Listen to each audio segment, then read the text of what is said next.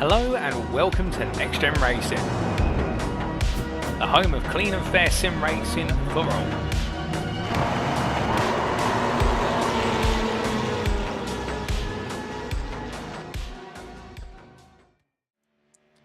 Good evening, ladies and gentlemen. Welcome back to NXTGEN Racing live on YouTube and live on Facebook. Join us back on Thursday nights for the GT3 Season 9. And before we get underway with our nights, let's give a shout out to the sponsors, partners and affiliates of NXTGEN Racing who help put on the show here, and without them we wouldn't be racing here tonight. They are PowerMax Racing, Mark Sykes Designs, Benji Sim Photos, Motorsport UK Esports, Sam Cases, Moser Racing, Joyce Design and Falconer PC. You join us tonight for this GT3 round of the championship. It's round 6 of the championship, and tonight is an endurance round. We've got a singular 2-hour race approaching us, and where? Well, we'll find out very shortly, unless you're aware already by the thumbnail and the title. But a little bit about the series before we get underway. If you scan the QR code to the upper part of our screen there is a QR code that will give you access to our Discord server.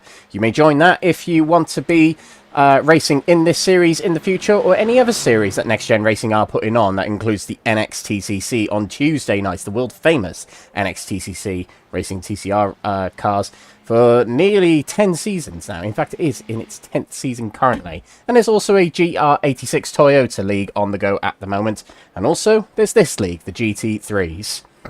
Now, my name's Alex Everett, your commentator for this series, and we're now in the second half of this series. And what makes this series so special is a very similar format that's been run for many, many seasons, as long as I can remember, and have been commentating this series. But traditionally, we have a sprint race and a feature race format, the sprint race being 20 minutes and the feature race being 60 minutes. But tonight is the second of 3 rounds in the championship that is an endurance race, and that is a singular 2-hour race where the grid, there is no qualifying. The grid is formulated by the championship order of each category, grouped and reversed from those championship standings. So the person who is leading the bronze category championship will start at the back of the bronze category, and similar with the gold category, whoever's leading the championship in the gold category will start at the back of said category. What makes this series so unique are many things. It is the tiered class racing we just mentioned, so gold, silver and bronze. Gold typically comprises of the drivers who are at the top of the field, the top third of the field. The middle third is the silver category drivers, and the bronze category is for the lesser experienced iRacer. And this series features all GT3 machinery with fixed setups, so whichever car you are given, that's the car you drive. You cannot change the setup. The only thing you can change is the brake bias. So this means this is a league purely about skill and adaptation with the car and the track. And what also makes this series so unique, along with everything we just mentioned, is there is a live race control operation, which means that anyone who is in contravention of the rules or non-compliant with the rules, they will be issued penalties, warnings, etc, etc. There's also a forecourse yellow system and the safety car system, which is manually piloted by a driver, but the safety car system is not in place tonight due to the nature of the track. But we do have the forecourse yellow system, which often leads to some dramatic pit stop occurrences, as we've seen in previous races. So let's see what that can chuck up for us tonight. And this is the calendar we are racing this season. We started off over a month ago now for round 1 of the championship at the Autodromo Hermanos Rodriguez Mexico City Grand Prix circuit. And then we were at the Interlagos Autodromo Jose Carlos Pache circuit in Brazil. And then the first of 3 endurance rounds, which was the first of the formats we're going to see tonight, that was at Road America in Wisconsin for round 3 of the championship. And what a round that was. Round 4, 2 weeks ago now, was the Motorland Aragon circuit. And then last week, now we didn't have the broadcast live on Thursdays because I had family matters to attend to, but we did broadcast on the Sunday. If you haven't caught up with it, it's available on our YouTube and our Facebook, so go ahead and watch it after tonight if you really do wish to rewatch that race at Hockenheimring for round 5. But tonight, we're at the Nürburgring, and it is the Nordschleife. It is the VLN layout, so it's not the full circuit, but it is most of the Grand Prix circuit. We're going to turn right after the Mercedes Arena. Instead of going down to the Ford curves, the Dunlop curves, and the Michael Schumacher S, we skip them. We do one hairpin that joins us back onto the second half of the lap, and then we'll turn left towards the end of the lap of the Grand Prix circuit. We'll head on to the Nordschleife, the green hell itself. That is tonight. I've been looking forward to this round all season, and it is finally upon us. So let's see what happens tonight. Round 7 of the championship, which will be in 2 weeks from today, because next week we will have a week off, but that'll be at my home track. And home track for most of the drivers in this championship, it'll be the British visit in the championship to Silverstone in Northamptonshire. Round 8 will be hosted at Monza in Italy, and then we'll be flying back over the Atlantic for the Canadian Tire Circuit for round 9, also known as Mossport. And then round 10 of the championship will be another endurance round. That will be the final round of the championship on the 4th of June to crown our champions at the end of the 2-hour race featured at Spa-Francorchamps in East Belgium. So that's our calendar for this championship, and we're here at the Nürburgring. You can see it there, most of the Grand Prix circuit we can see there. And yeah, very much looking forward to this one. But drivers are driving on this circuit in traditional GT3 machinery. Of course, we've seen a lot of GT3 racing recently, particularly at the Nordschleife, and not all good. Unfortunately, we've had some bad news come out of Nürburgring Nordschleife in recent weeks. But the machinery that the drivers will be racing tonight will be the Acura NSX GT3, the Aston Martin Vantage, the Audi R8 LMS Evo 2, the BMW M4, the Chevrolet Corvette Z06, the Ferrari 296, the Ford Mustang, the Lamborghini Huracan, the McLaren 720S, the Mercedes AMG, and the Porsche 911. And of course, on iRacing coming up soon is the actual Nürburgring 24 hours on iRacing. So as close as these drivers are going to get to that, they're getting a little bit of a preview of that. If some of these drivers are indeed entering the 24 hours coming up this weekend, a 24-hour endurance. I did it a few years ago, and my word, it's tough. But what about this championship? Well, we have a championship situation on our hands. We're over the halfway point in the championship now. 5 rounds to go. And that in total is 8 races. Yeah, 8 individual races to go. So really not that many. But the championship situation looks like this. In the gold category, Harry Langford has led for quite a few rounds now ever since Interlagos, and he still holds the lead of the championship by 18 points. He lost a few points to Benji McCluskey, only 3 points though, so his championship lead has been dented a little bit, but he's still in control. So he tops the championship with, in second place, William Guthrie, who scored a few less points. He did have an issue at the Hockenheim last week, and he did have to pit early, and that set him back quite a lot of positions. But Benji McCluskey actually scored the most points last week.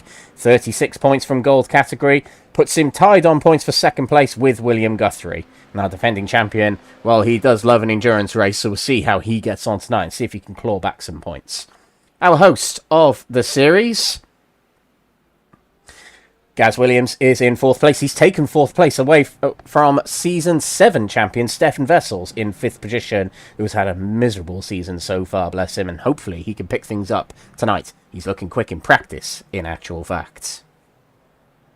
Jack Pittas, Mr. Consistent, is in 6th position with Gavin Gardner, last week's feature race winner, and the first time I've seen him win a race in this series, so a big congratulations to him. 7th in the championship is his reward. George Plaster of the Gassed Up Motorsports team is in 8th position with Adam Wilson-Weir of Type 2 Racing in 9th place. He was very quick last time out at Hockenheim. Jason Raff, 10th position, rounding off the top 10 in gold category. And the silver category, John Berry still leads the championship, but only by 1 point, as last time out, Alan McCain in his Porsche 911 was very, very, very quick. I think he got a win in the sprint race, but second in the feature race, if my memory serves me right. A very, very good result. Rewards him with second position in the championship and only 1 point off top spot, with a drop round potentially in his favour. Not too sure. We'll have to see when the drop rounds get implemented. But he is in that championship fight with Jonathan Berry, and that could be very exciting as we head into tonight. Third place is Jeffrey Kruger. He was quick last time at Hockenheim, and he's third in the championship heading into tonight, with Matthew Addy in fourth position, Quinton Klumper in fifth position, Paul Williams sixth from Stein Vatens in seventh, who currently is quickest of the silver category in practice until now. Alan McCain has just gone quicker. Wojciech Kurp, eighth position, has been here and there for a few rounds. The first round was very good, but recently not quite as good for Wojciech. Elwyn Sykes in ninth position, followed by Neil Forbes in 10th. Bronze category next. Josh Downing still leads the championship, but his lead has been slashed somewhat by Gabriel Papaconstantino, who put on a show last time in the bronze category at Hockenheim. He scored the most points, and he's only 8 points off top spot as we head into tonight, with the drop round potentially going in his favour. So we'll see when they get implemented what happens. Andrew Allen is in third position. I believe he's moved up to silver category, although that might have changed since. I will find out very shortly. But he's third place currently in the bronze category. Adrian Ruiz Hernandez is in fourth position, with Jonas Anderson in fifth, Wesley Lewin sixth. Jochen Seeger, who's going to be on home turf tonight, is 7th. Stephen de Gravelia is 8th. 9th is Matt Gatter. And Shamoy Samuel, who had his best round last time at Hockenheim, is 10th. Teams Championship next. CSA Team Pass-Up, consisting of Steph Vessels, Jeffrey Kruger, Sean Shute and Wesley Lewin, tops the championship, but tied top of the championship with Type 2 Racing IMB. So that's how close this team's championship is. IMB Type 2 Racing consists of Jonathan Berry, Zara McGuinness and Stein Vatens. Just below in third place, only 5 points off that top spot, is Type 2 Racing Wolf. That's Adam Wilson-Ware, Harry Langford and Jack Pittas. And in fourth place, really not that far behind at all, is my team, Crest Autosport A, even though there's no B team, consisting of Nigel Stock, Alan McCain, Stephen Fry and Stephen de Gravelia. And in fifth place is Type 2 Racing Mods, featuring Josh Downing, Andrew Allen and Ryan Blackie. So that's the championship situation heading into tonight. Now tonight we are racing at the VLN Nordschleife Nürburgring circuit. So we will miss out the Dunlop curve, the Ford curve and the Schumacher S. And we'll turn right after the Mercedes Arena as we mentioned. Tonight is a singular 2-hour endurance race. We have got no qualifying. So in 3 minutes time we're gridding up for the race. And the grid is formed by reverse championship order, but grouped by category. So the gold category will start first in their group, reversed from the championship order we've just seen. And then the silver category about 10 seconds after, reversed from their championship standings. And then the bronze category about 10 seconds after them, the silver category. And the bronze category will be reversed based on their championship standings. There's 2 bonus points for fastest lap as well on offer tonight. A win in the race gets you 50 points, but those extra 2 points can get you a whole 52 points heading out of tonight. So these endurance rounds are crucial. And not to forget the instant point limit. Important here, as going off the track here not only is consequential, but if your instant points stack up, it means you'll have to take a drive-through penalty once you get to 30, and then every 10 incremental beyond that. It is very costly at this important circuit. Okay, so we're going to get underway very, very shortly with some racing. Because, like I said, there is no qualifying. So, a sit rep on the standings in practice before we head into the night. Ben Altria is the fastest in the gold category right now, and the fastest on the track with a 7:48.2. Now, the thing is about the Nordschleife, it brings out certain drivers who perhaps are quiet elsewhere in the championship. There's certain drivers who turn up for this sort of a track, the Nordschleife. There's certain drivers who drive this track religiously and therefore become real good at it. So we might see some of them come through. Might be Ben Altria, might be one of them. This might be a track where he absolutely cooks at. But Stefan Vessel's in second place in the gold category. Meanwhile, in bronze category is a brand new driver, Augustus Debulevicius. There we go. Debulevicius. That's how you say it. It's top of the bronze category. And in fact, 2 bronze category drivers are quicker than all silver category drivers right now. Wesley Lewin is also quicker than highest silver category driver right now, and that's Alan McCain, our championship competitor. Second in the championship, and Stein Vatens is also quick in the silver category. But we're about to get underway for our race. We're not too far away at all. Just 1 minute of practice left. 1 minute final chance for the drivers to get some additional testing in on this very, very long track.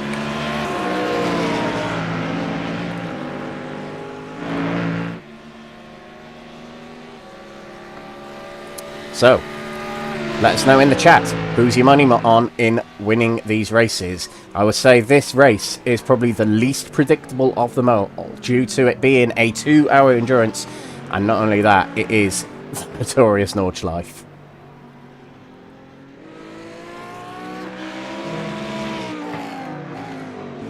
I really don't know who to put money on for this one, but yeah, going by practice,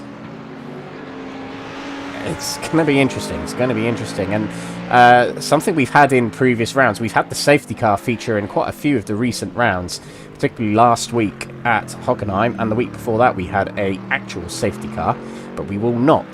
Tonight, due to the nature of the track, we will only have the full course yellows in place. But I tell you what, if any full course yellows fall while drivers are passing by the pits, I wouldn't put it past them to go straight into the pits, because during a full course yellow, if you're in the pits, you lose less time. It is crucial, particularly on the track like this. Getting overcuts and undercuts here is going to be very, very important. And I'm hearing, actually, in the Discord chat, well, I'm not hearing it, I'm seeing it, but there's some cars that can go an extra lap further on fuel than other cars can. So that's going to be a big factor in this race. We'll have to keep an eye on it. Not just drivers being able to feel safe, but actual cars not being able to go the full, a fuller distance than other cars.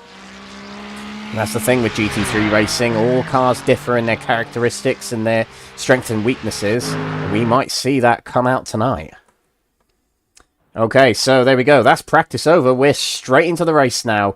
We're going to grid up, and we're going to get underway for this 2-hour race for round 6 of the Next Gen GT3s at the Nordschleife.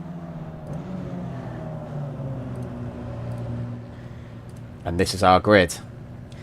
David Price is going to start on pole position for the gold category due to reverse championship order, with Archie Bennett in 2nd position. Craig Tordock will start in 3rd, with Jason Raff alongside in 4th. He's 10th in the championship. Adam Wilson-Wheel start 5th position, with Gavin Gardner in 6th. Jack Pittas 7th from Stefan Vessels in 9th. Gaz Williams 9th from Benji McCluskey, our defending champion, in 10th. William Guthrie will start 11th from Harry Langford, our championship leader. Meanwhile, at the back of the gold category will be Ben Outray, who was quickest in practice, remember? Klaas Vellen, Jesse Payne-Wilkins and Phil McDougall, as I believe they did not attend the previous round, so they have to start from the back of the gold category grid in this race. Sean Shute will start at the front of the silver category with Zara McGuinness, who was very quick last time at the Hockenheim, in 2nd position. Paul Williams 3rd from Quinton Klumper in 4th position, from Andrew Allen in 5th, and Jeffrey Kruger starting 6th. Alan McCain is 7th from Matthias Smolny in 8th position. I do believe our championship leader, John Berry, is not racing tonight, so that's a big, big chance for Alan McCain to get big points tonight. But yeah, Matthias Smolny 8th from Nigel Stock in 9th. Mark Baker will start 10th from Wojciech Kerp in 11th, and Stein Vatens in 12th position. And that's the silver category. Rob Savage, will start in 13th position, who I believe is actually in bronze category, so we'll fix that in a sec.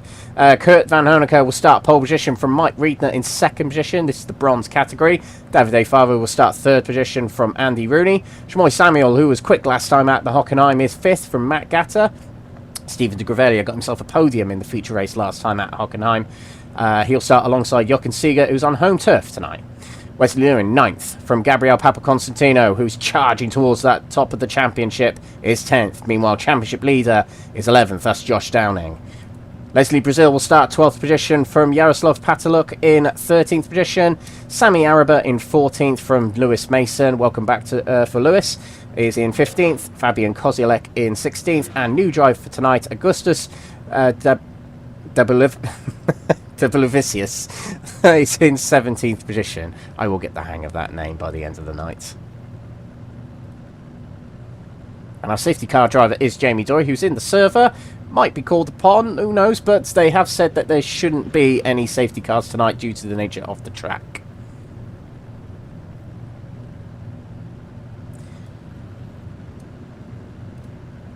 So, we're still gridding up. We'll get going very shortly for this round that I am really, really looking forward to.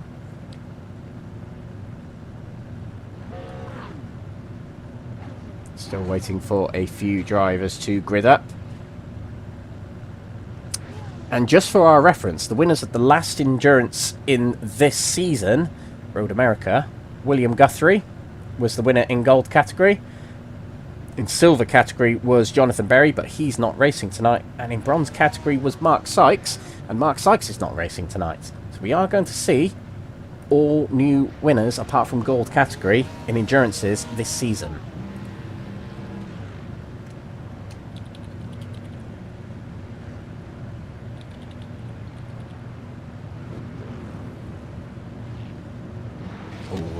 Got a little bit of a blip in connection just then, but it seems to be okay.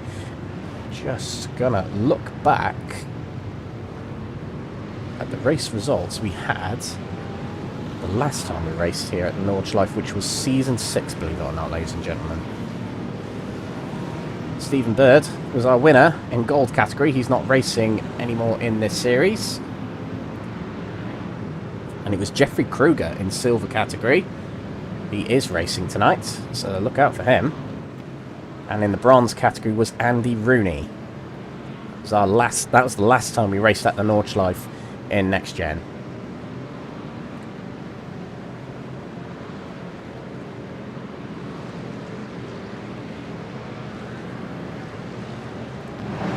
So we're along the main straight on the Nordschleife. This is where, on the actual Nordschleife, there is the pit lane. The longer pit lane, should we say. I think that's where the time trialers start. But we are going to continue straight through the chicanes and onto the Grand Prix circuit to start this race. And it's going to be a hard charge down to turn number 1, being one of the slowest corners on the track. Seeing all those drivers hurtle into that corner. 16 gold drivers are out there, 12 silver category drivers, and 18 bronze category drivers. So it's a big grid of 46 drivers tonight, which means my GPU and my CPU is going to love this. Hopefully it does all right. Touch wood.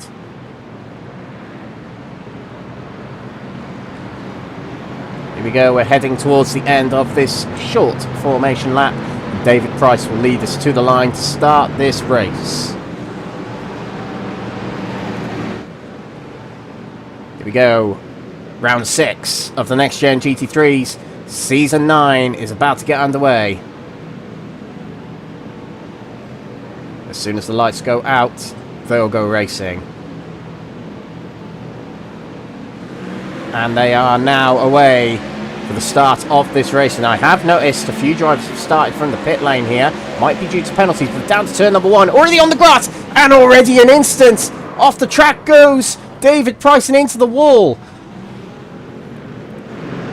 Well, I think that was contact with either Craig Tordock or Archie Bennett. But they break away while the pole sitter is a sitting duck at the back with damage already and has to go around the whole lap. 4 wide as we start the silver category. And as Paul Williams with a great start heading into turn number 1. But on his outside, Sean Shute trying to power it around the outside. Unsteers a little bit there. But great start for Paul Williams, who swipes it away at the start of this race. Meanwhile, bronze category gets over and away. Kurt Van Honecker leads us off the line. Matt Gatter on the outside. But a little bit of a dive in the middle there from Shamoy Samuel. But they're all 2 by 2 heading through the first corner, being extra cautious by the looks of it. And they've made it through relatively safe. Now, let's head back to that incident and see exactly what happened to David Price. That's not quite far back enough. Let's try again.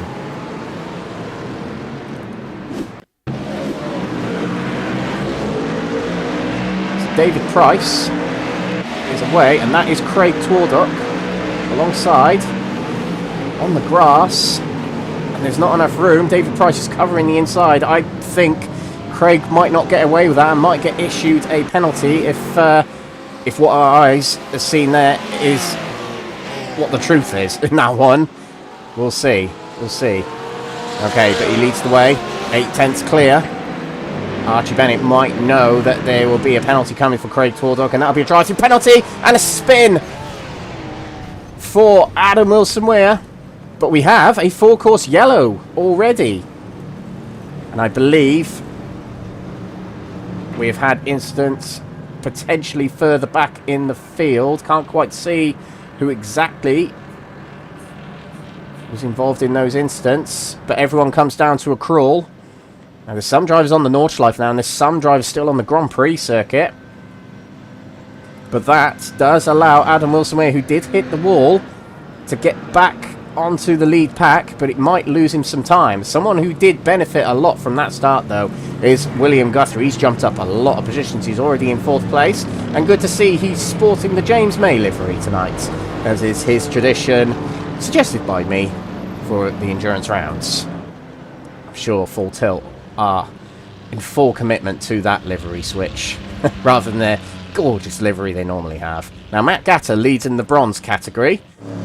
He's got quite a gap to Kurt Van Honecker, actually, and look who's in 3rd place. Challenging for the championship, it's Gabriele Papaconstantino. So that's a big, big push at the start of the race for him, moving up plenty of positions to get there as well. Lewis Mason has also jumped up a lot of positions. 6th place he sits right now. Now, Sammy Araba has reverted to the pits. So has Davide Favo, so something has happened to them two drivers, I believe. We might be able to see something here. Here's Sammy Araba.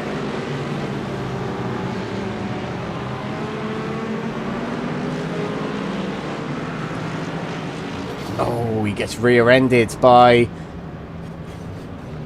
I think, that,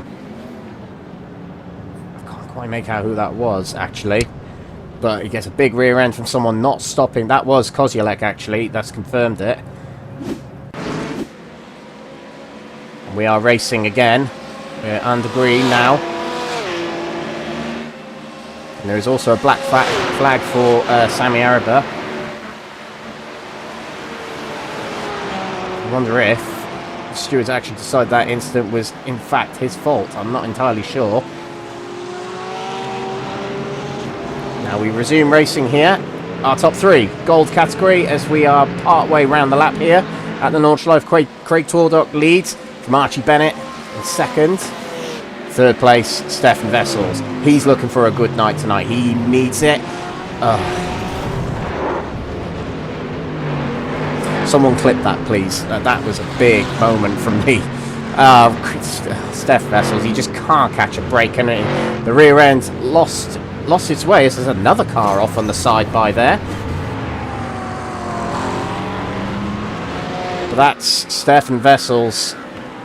Another one gone by the wayside for him. Meanwhile, in the silver category, Paul Williams leads, and his whole nemesis from Interlagos is in 2nd place. Alan McCain, he's in fine form at the moment. Brilliant round at Hockenheim, and here at the Nordschleife, he's up to 2nd place already. Whoa, there's a car off on the side. That is a full tilt car, and we're down to 4-course yellow conditions again, and that might be due to the Steph Vessels incident, and Ben Altry here. Ben Altry was quick in practice, and he's missing a rear end off that car. Let's see if we can find out what's happened to him. But big drama already, and the thing is, the tyres are so cold nowadays when they start these races in GT3s. Oh, hits the curb, hits another curb, and that's it. You could probably hit those curbs on warm tyres, but not when you're on cold tyres, because they just won't have enough time to grip up once they land back on the ground. And that could be the makings of a miserable night for Ben Altry when he was looking so good in practice earlier.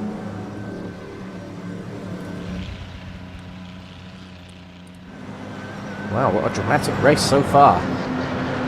Commentator's curse already. And 2 4-course yellows, and we've barely done a lap. Then, like I said, it's because those tyres are so difficult to warm up now on iRacing on GT3s. This bodes very bad for the the 2 hours of Nürburgring coming up.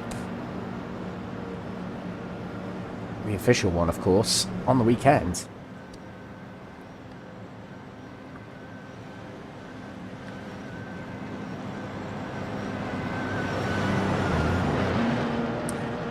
And the thing is, when this full course yellow is out, it does not stop the timer. That keeps going. And we are underway again. It does say we're on lap 2, but we're not. We are on lap 1 still. And we're off and away. William Guthrie has moved up to 3rd place as a result of Stefan Vessel's dropping out of the top 3. He's got Jack Pittas right behind him, Mr. Consistent, trying to overtake William Guthrie on the fastest part of the track. One of the fastest parts of the track. And now we're heading towards Carousel, one of the more famous corners on the circuit. Here's the top 2 heading through it.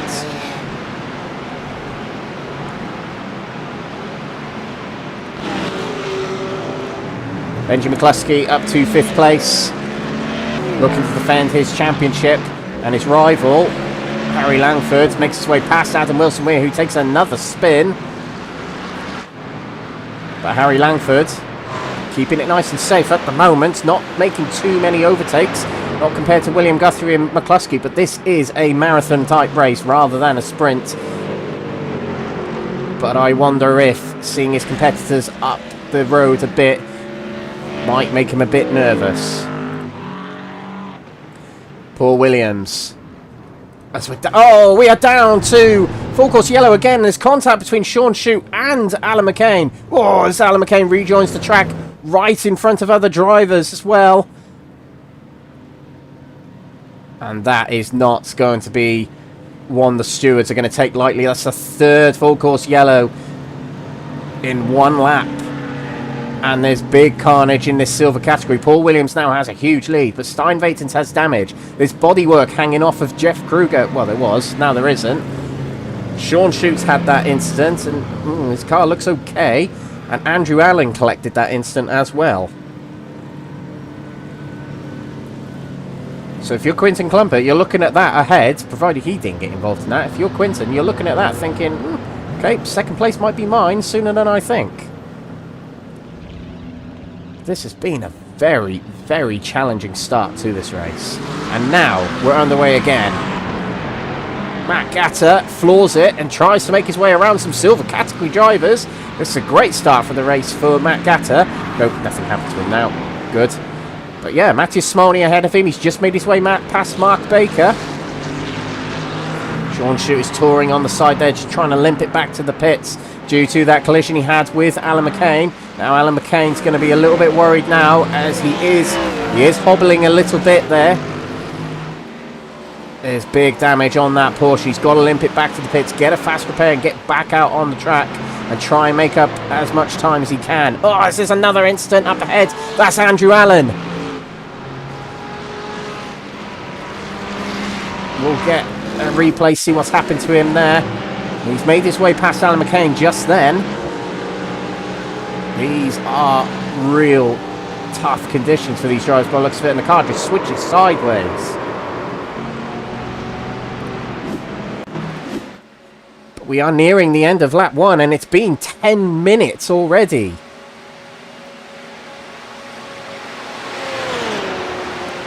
By this trend, we're only going to have 12 laps.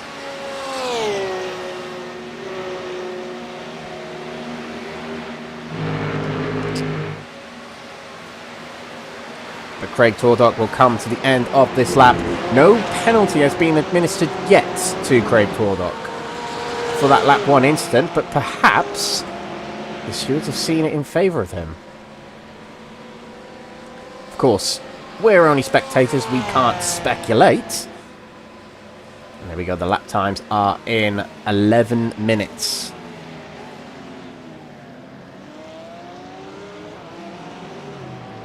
I would say we're in for a long night, but we're actually not, because it's a 2-hour race regardless. It's not a fixed amount of laps, as William Guthrie still guards 3rd place from Jack Pittas. Ben McCluskey is lurking around here as well. You can see him in 5th. Paul Williams leads Silvers at the end of lap 1. It's a very healthy lead, actually. And as a result of drivers heading into the pits and drivers who have fallen down the order, Jeffrey Kruger is now 2nd position. Doesn't have much damage by the looks of it. Might have gotten away with that incident that happened in the mid-section. But Quinton Klumper is now up to 3rd place. And up a lot of overall positions, and leading this race right now in bronze category is Matt Gatter. Matt Gatter, I'm saying this too early, I know. Matt Gatter hasn't won a bronze category race. And if there's going to be one you're going to win for your first, it's going to be here, isn't it? So let's see. Wesley Lewins looking quick at the moment in 2nd right now. Kurt Van Honecker stays in 3rd. But someone who's already on the charge, quickest in practice, on debut tonight, Augustus de Bulavicius, much better, rolls off the tongue a lot better, is in 4th place. And in 5th place is championship leader Josh Downing at 2nd place in the championship.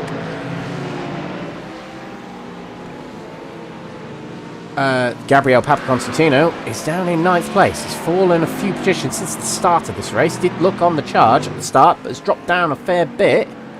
Couldn't tell you why. It'd be far back on our timing screen now. But it's a long race. And the silver category is the one that's been damaged the most. A lot of the drivers have gone into the pits. Stein Vatens, I believe, has gone into the pits for fast repair. Alan McCain is back out on the track, as you can see, but they are well down the order. There's only 5 silver category cars that are near the main pack in silvers. Zara McGuinness is mixed in with the bronze category at the moment on the track. But it's Wojciech Kerp, Quinton Klumper, Jeffrey Kruger and Paul Williams who are absolutely fine at the moment in silvers. And Paul Williams, near 10-second lead already. If you're Paul Williams right now, you'll just settle down into a rhythm and just keep it nice and clean. Now we've got battling going on in this bronze category. Kurt Van Honecker has dropped to 6th place as Josh Downing is passed. And so is Shamoy Samuel. And now challenging Kurt Van Honecker was Robert Savage, but couldn't quite make it to the inside of the Belgian driver. Going into the right-hand kick, one of my favourite corners on this Nordschleife.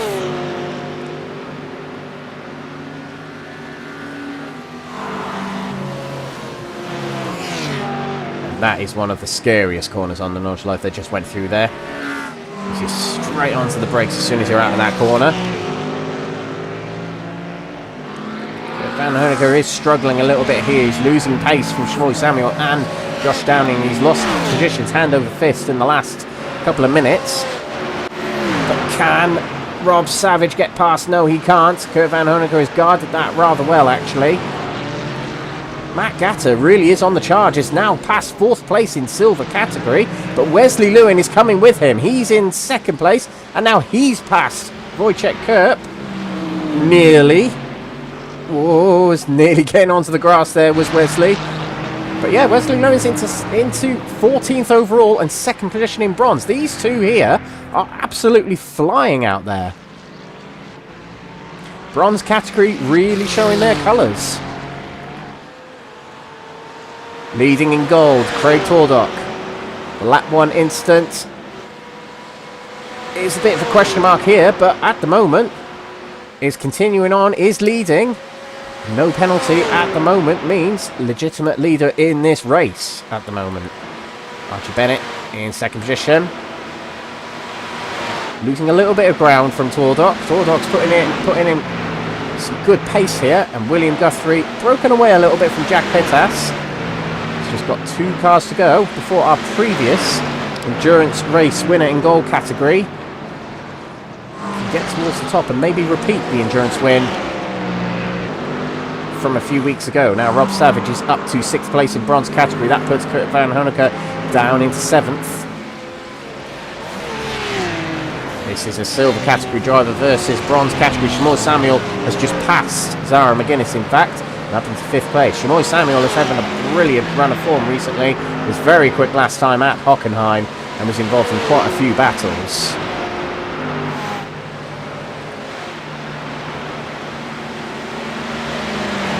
of lights there from Tabula-Vicious. There we go, the name is rolling off the tongue now. This is chasing Wojciech Kurp in the silver category. Now the reason we look at categories, or classes as some people refer to them, rather than overall position is because they score points based on their category class position rather than their overall position. So although Tabula-Vicious might be able to pass Wojciech Kurp here, it does not give him more points. Oh, that's a big dive on the inside of Carousel. Perhaps Kurp was letting by Tabula-Vicious, but that was very close indeed. That puts Tabula-Vicious now in front and can charge towards the top three, whom have swapped positions. Wesley Lewin and Matt Gatter, and here's how Wesley Lewin did it to take the lead of the bronze category. This is heading towards Carousel. Has Matt Gatter missed the banking? Yes, you can see took too much speed on entry, and Matt Gatter stayed quite composed actually. Kept it on the black stuff as they headed round the carousel. Now Archie Bennett has lost the position. I've got a feeling Archie Bennett might have scuffed the wall there. There's a bit of damage on the front of the car.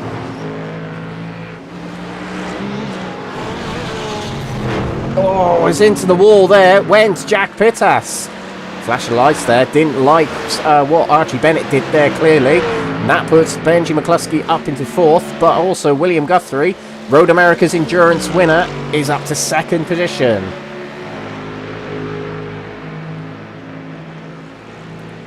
There's going to be a James May livery car in the mirrors of Craig Tordock, unless he can really hammer the laps in and keep the gap or extend the gap. So let's see what this lap turns out to be for Craig Tordock. We haven't had any FCYs on this lap. And I'm fairly sure no one had on their bingo card 3 full course yellows in one lap. 7:51, substantially quicker than the previous lap, 4 minutes. Sorry, 3 minutes. But William Guthrie with the fastest lap.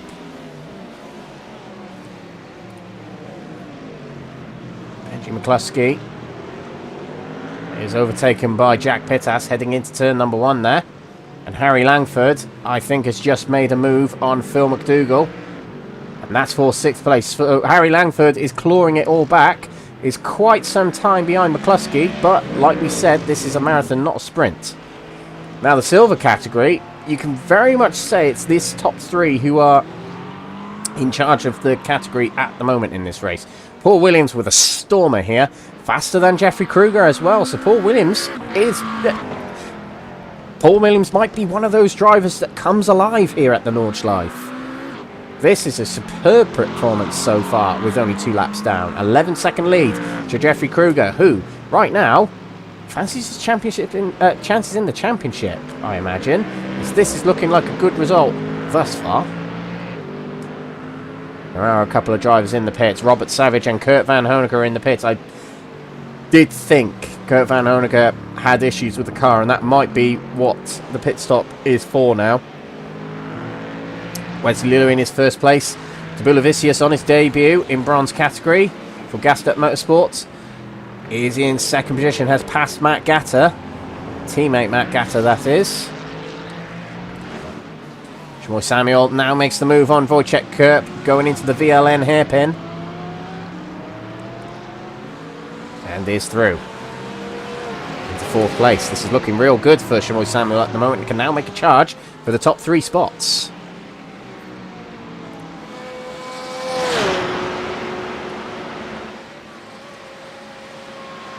4-second lead, Craig Tordock at the moment. Was only 1.5 tenths slower than William Guthrie on that previous lap. And the thing is with the Nordschleife, you're not talking tenths of a second, but we were in that scenario, but usually we were talking seconds rather than tenths. But the fact that those two were only separated by tenths on that last lap says a lot.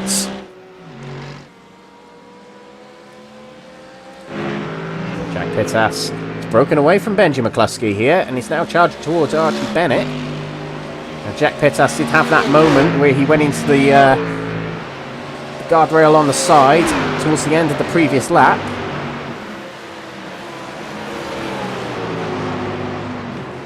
And that looks like a special endurance livery that Jack Pittas is bearing tonight, and he's got a nice golden Welsh dragon on the side of it. I approve as a Welshman. Very good. Making the charge for the top three is Jack Pittas. Jack's season this season, I wouldn't say it's been quite as good as last season, but I'd say the competition has actually got tougher this season. But Jack Pittas was always near the top three or even in it last season. This season, not been quite there, but still has been super consistent. Still has been putting in some good results and is still challenging for the top 5 in the championship. As this looks like a move for the inside on Archie Bennett, but not going to quite work just there. That was a very ambitious place to overtake, but he looked like he was committed to making it. It just didn't quite work out. Bennett was able to respond.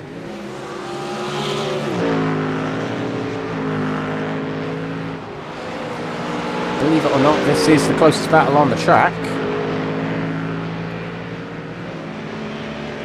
We'll see if the bronze category accumulates to anything. That's the company Jack works for. Kitted Dragon Distillery. Oh, very cool. Very cool indeed. Let's see if anything happens at the end of this section. Big slipstreaming opportunity here.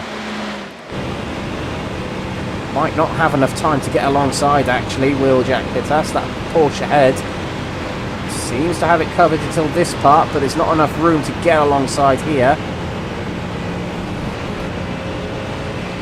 Good exit from there. Might be able to make a move into the next hairpin if close enough. Thought about it.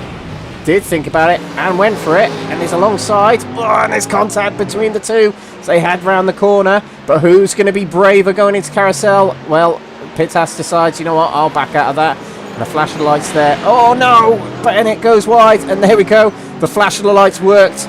Pittas put him off. And he's in front now. I can't remember the last time I saw a flash of the lights from a car and it actually maybe did put off the driver ahead. Archie Bennett could respond here. Let's see if he can get back up towards Jack Pittas.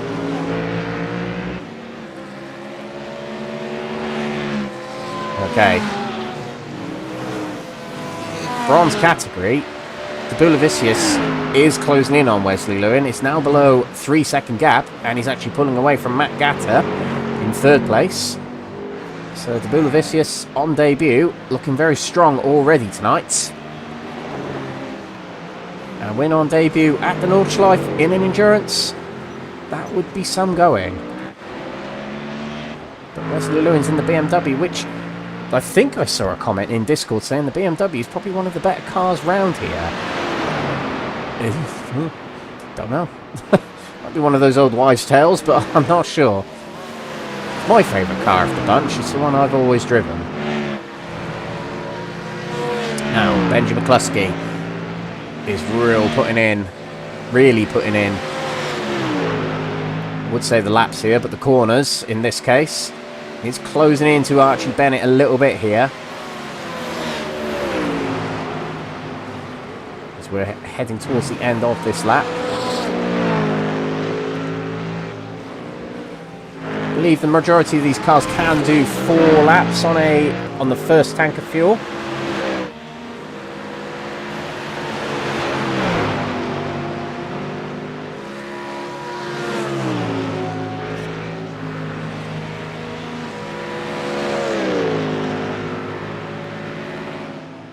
Yeah, that's kind of what I'm getting from Discord. Plusky might be lining up a move here. No, he's not. He's actually further away than the camera suggested. That Porsche seems to be holding its own on the straights, actually. Unless McCluskey is backing off and saving a little bit of fuel, maybe. did see in Discord that the Mustang has been a struggle when it comes to fuel. Craig Tordock is in the pits though. That's 4th lap, and in fact it is actually 4 laps that these cars should be able to do on the starting race amount of fuel. But someone who has managed to carry on and has managed to save a lap of fuel here is Benji McCluskey. And if there's anyone who's going to do that, it's going to be Benji McCluskey, isn't it? But yeah, with the starting amount of fuel, they do have 20% less fuel when they start the race. They can fill it up to 20% more. I believe they can refill to 80%, I believe is the number. Oh, and we have a full course yellow out there. Oh, that's... And Jeffrey Kruger is in the pits there. Jeffrey Kruger did look quite a way above the speed limit of a full course yellow there. That might get him in a little bit of trouble.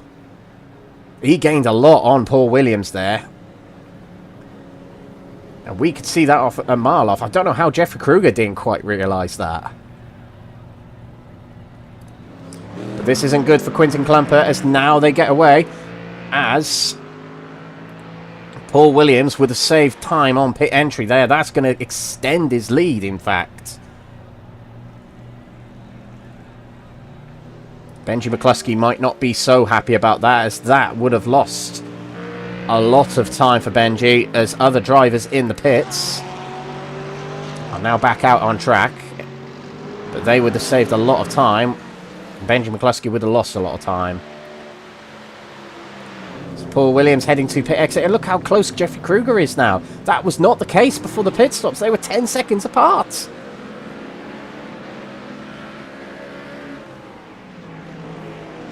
I will be gobsmacked if Jeff Kruger gets away with that. In the pits also, leader from the bronze category, well, is leading as of heading into the pits. That was Dubulevicius. I do believe Wesley Lewin is still leading in bronze category. We'll see what happens on pit exit here. So here goes Wesley Lewin towards pit exit. Jochen Seeger has managed to save fuel. It stays out there. Wesley Lewin does pass Dubulevicius, who now exits pit lane. Or the pit stop, shall we say. So Wesley's back out on track, still leading bronze still net leader of bronze category. Someone who stayed out with an extra lap of fuel in the tank is Jochen Seeger. And if anyone knows the Nordschleife, it's going to be Seeger. So let's see if going long does benefit. It will not help Benji McCluskey, as the other drivers were in the pits during full course yellow. That definitely won't help McCluskey, and that's going to make the job of trying to get William Guthrie in this race even harder. And as we're in an all-important part of the season now, these points and these positions in these races, this race in particular, always plays crucial. Now, Alan McCain had drama on the opening lap, of course. Now, Alan McCain is in 5th place. Stein Vatens is 4th. So Stein Vatens did get collected in that instant, but seems to have benefited all right with the track position here, even though that tyre, the rear right there, looks to be pointing in the wrong direction. Yeah. I reckon that's just an error, because that car would not be driving that smoothly or that fast if it was in that shape.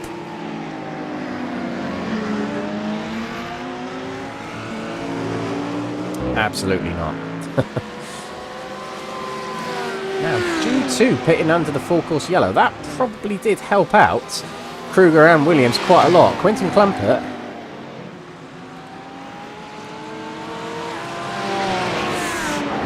is 40 seconds behind, unless the splits reset. As we see.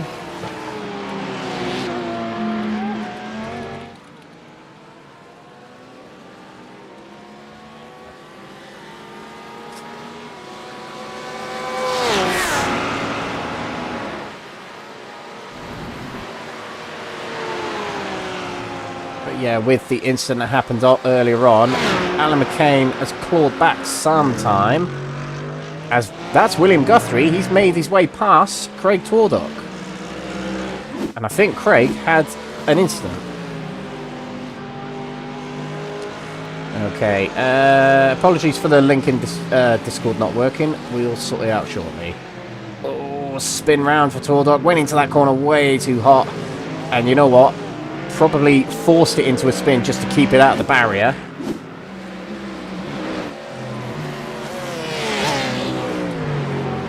We shall put a new link in the chat.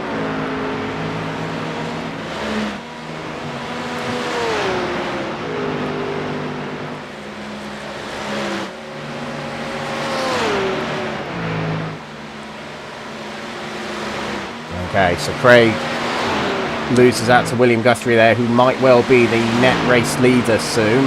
Gavin Gardner, last week's feature race winner, is quite a way down from Benji McCluskey, even though he was able to extend his stint here. McCluskey actually only has a 27-second gap to William Guthrie, which for a pit stop is by far not enough.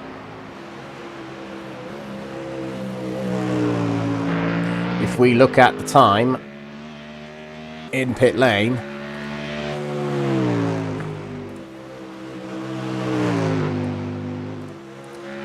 you're looking to up to a minute, so that's a lot of time that McCluskey has lost out due to the FCY. And that's the thing. McCluskey's always been the one to save fuel, and has always been one to go long on these stints. But in fact, it hasn't benefited him there, and that's just pure luck, really. Sometimes it falls for you, sometimes it really doesn't, these FCYs, and that's what we've seen this season.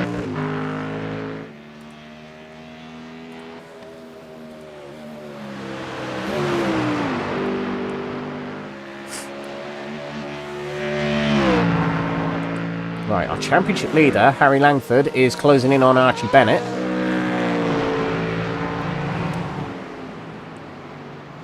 Langford's definitely playing the long game in this race. Oh, as Bennett gets sideways, somehow Bennett keeps it in a straight line. Brilliantly controlled from Bennett there, but is in even more trouble from Langford now.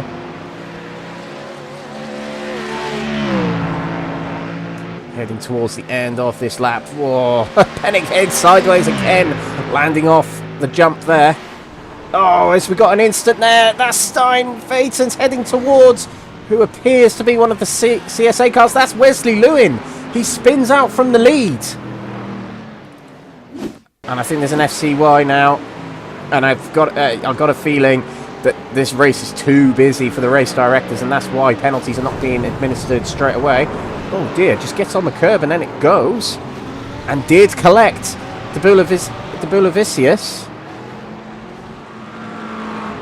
Well, that's really going to throw things up in the air for the bronze category. He resets to the pits, and then an FCY. I've got a feeling Rob Savage, has he pit yet? Yeah, Rob Savage has. So Rob Savage might end up becoming the new race leader in bronze category if the Bulavicius has got too much damage on the car. We'll have to see what happens. Done right off, you can see it as well. I imagine Jochen probably would have wanted that FCY to come rather later.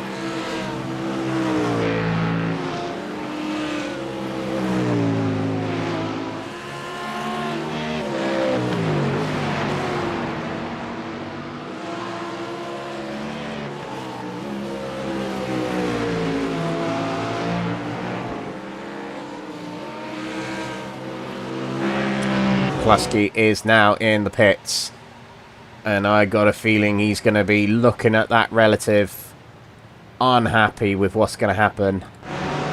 William Guthrie's already on the main straight here, heading towards the start-finish line. It's going to take over the lead of this race. There's McCluskey, and there goes Guthrie into the lead of the race. And the top 5 have passed McCluskey when McCluskey was involved in the top 3 potentially of this race previously. We'll see what the gap ends up being shortly. But William Guthrie still under a bit of threat from Craig Tordock.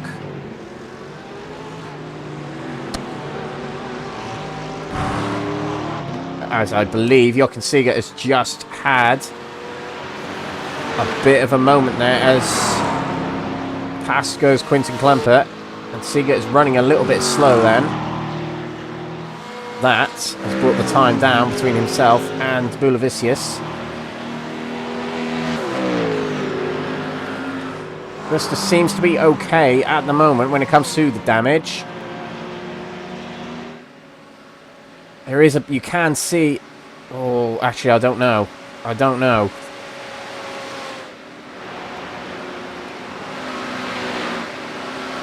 That is a rather damaged looking Mustang at the front, actually. And look at that, that's Jochen Seeger running slow. Something has happened to Jochen Seeger, and he has to run slow in order to not hit the wall. Bulavicius is also struggling out there. Alan McCain just cruised by. But there appears to be damage in Gus's car. He's into the pits. He's going to have to take a fast repair. And Jochen Seeger's going to be in the pits as well. He will also need a fast repair, but this will be a scheduled stop. Now, Bulavicius might get away with it a little bit in that he has a gap to some of these drivers in bronze, but it's going to be Matt Gatter who gets past Bulavicius, who's now in to take the fast repair. Matt Gatter takes over as top Gassed Up Motorsports driver. But Rob Savage leads this race, and he'll be very happy with what's happened behind. He now leads this race in bronze category. Had a quiet season as Rob Savage. Was categorised silver at the start of the season and has since moved to bronze.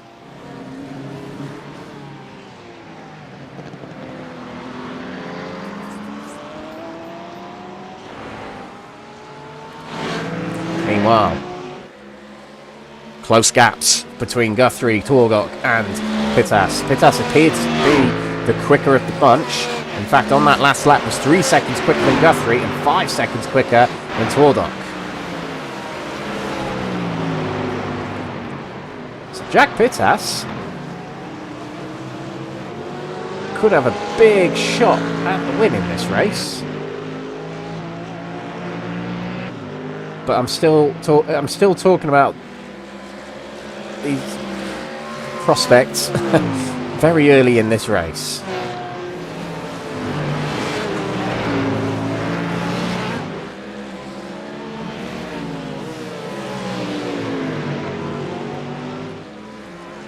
Oh, a bit wide there is Tordock, hobbling across the curbs, pushing desperately not only to stay away from Pittas, but to catch up with Guthrie.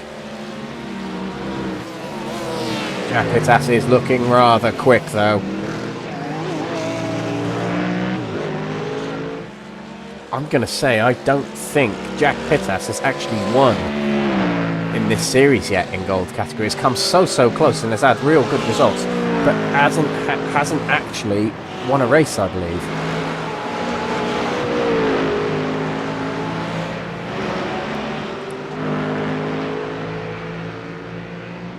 Touch wood, touch wood. I can't be jinxing any more drivers.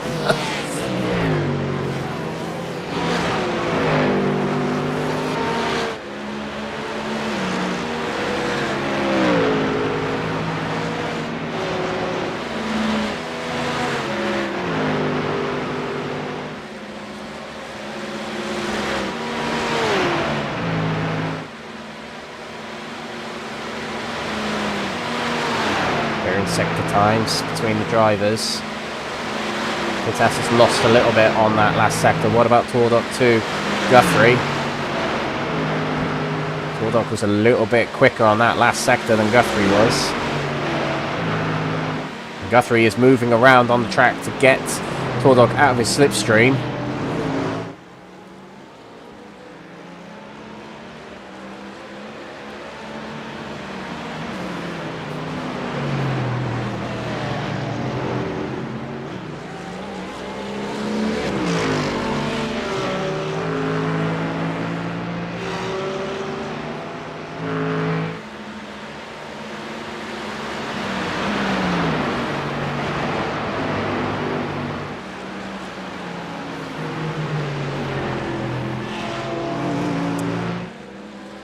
It is back and forth between these drivers, actually. 7 tenths between each of them.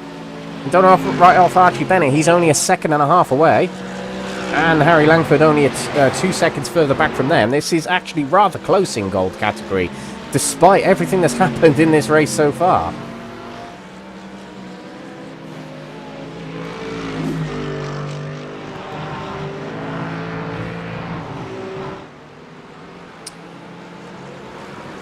So Jeffrey Kruger, oh no, Craig Tordock went right wide there, just managed to keep it going. Oh, that Porsche is all over the place, and Tordock is keeping hold of it so well in actual fact.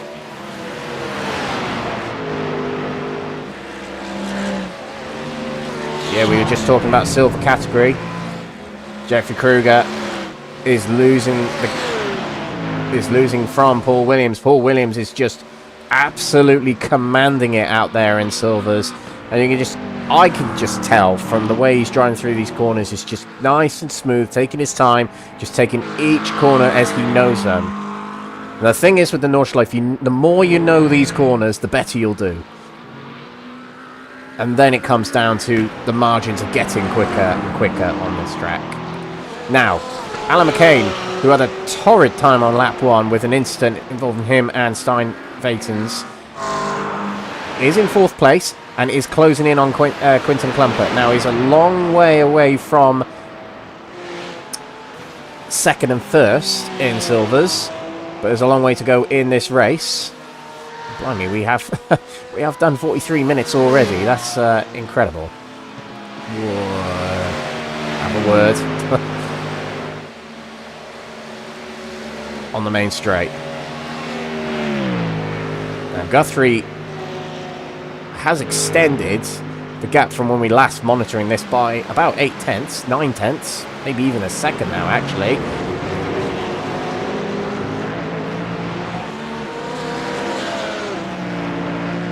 So a good final half of the lap there for Guthrie. And proves it by setting fastest lap of the race so far in golds. More than a second quicker than Tordock. 3/4 of a second quicker than Pittas. And nearly a second quicker than championship leader Harry Langford in 5th place.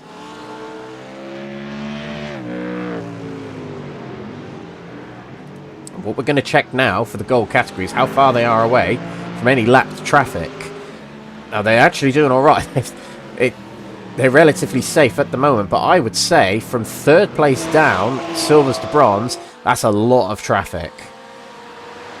That stretches from 11th, being Quinton Klumpert at the front here, to as far back as Wesley Lewin, 14th. That's how far back that group of cars stretches from now the main straight to the carousel. Now, there is a big gap from Bulavicius to Andy Rooney. Andy Rooney, who's now in 4th place in bronze category, previous bronze category winner at this track in season 6. And that was one of Andy Rooney's finest seasons in this championship. Battle for the championship that season.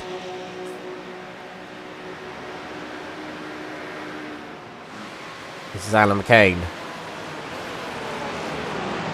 Porsche v Porsche. Press Autosport versus Type 2.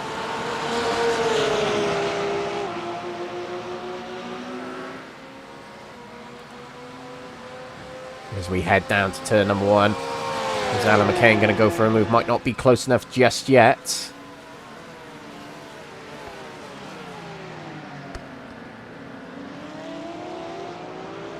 Taking different lines. It's McCain. Oh, going to go around the outside at turn 2. That'll be the outside for turn 3.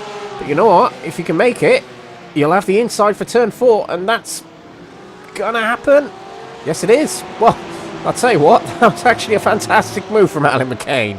Into 3rd place he goes. Now, 52-second gap to Jeffrey Kruger, which nearly equates to a minute behind Paul Williams. Let's see what Alan McCain can do for the remainder of this race. We'll have to close in by at least, well, around a second per minute.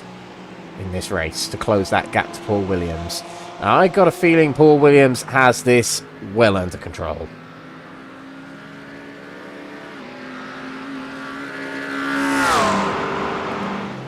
Back to the top 5 in gold category.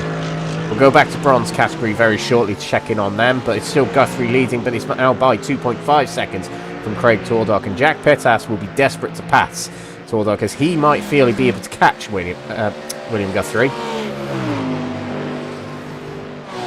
And Langford is approaching Archie Bennett. And for some reason, Harry Langford has a Dutch flag next to his name. That's not right.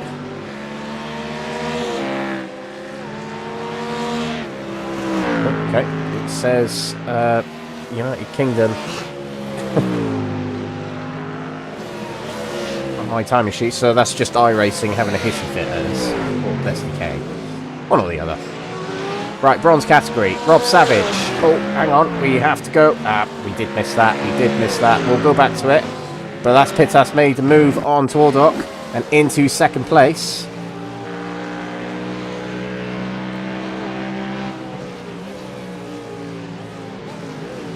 Oh, very similar to earlier with William Guthrie. Tordock just slips it sideways. And Pittas muscles his way through. That's Pittas into second place. So we'll see what he can do. William Guthrie now, can he close in? Or has William Guthrie opened up enough of the gap? Tordock's going to try and respond here. We'll go to bronze category shortly because Bulavicius is catching Matt Gatter for second place.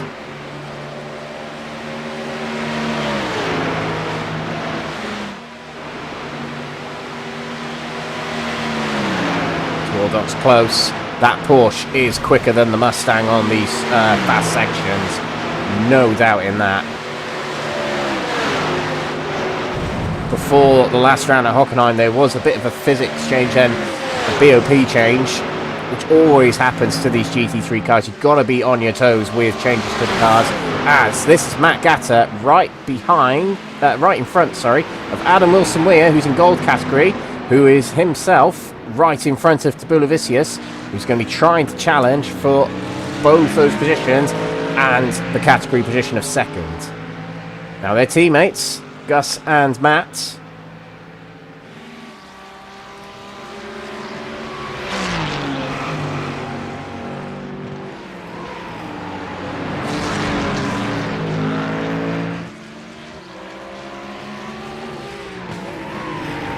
Archie Bennett has closed in on Craig Tordock and Jack Pittas as well. He might be able to challenge back for those top spots.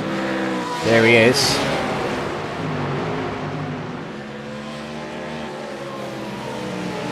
And so far tonight, good points for the gassed up team. 4th in gold, 3rd in bronze, 2nd in bronze. So far, pretty good from the team as Archie Bennett goes a little bit wide there.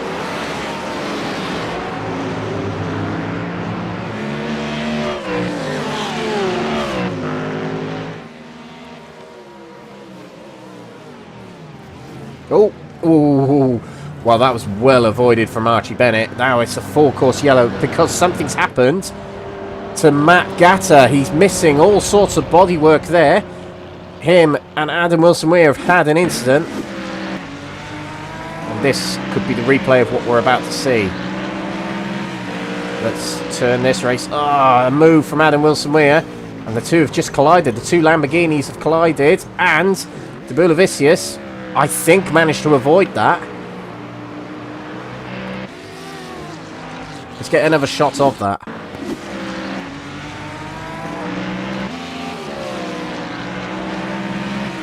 Good quarter speed just to see. Adam Wilson-Weir is alongside. Couldn't really go any more right.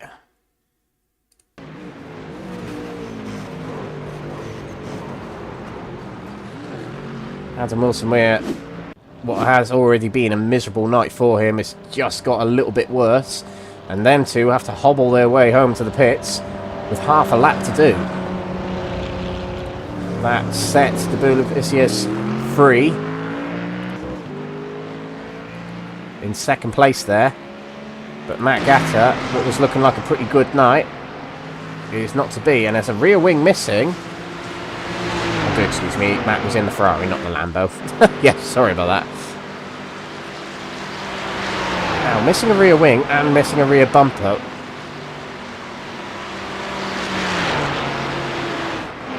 What's going to happen here? Okay, seems to be okay. I might be able to get back to the pits safe-ish, as Harry Langford has now passed Archie Bennett, and Archie Bennett is limping here.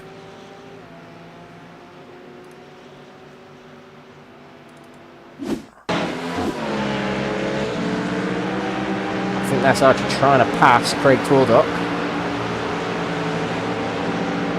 This is towards the end of the lap. Hits the grass, hits the curb, car goes sideways into the wall.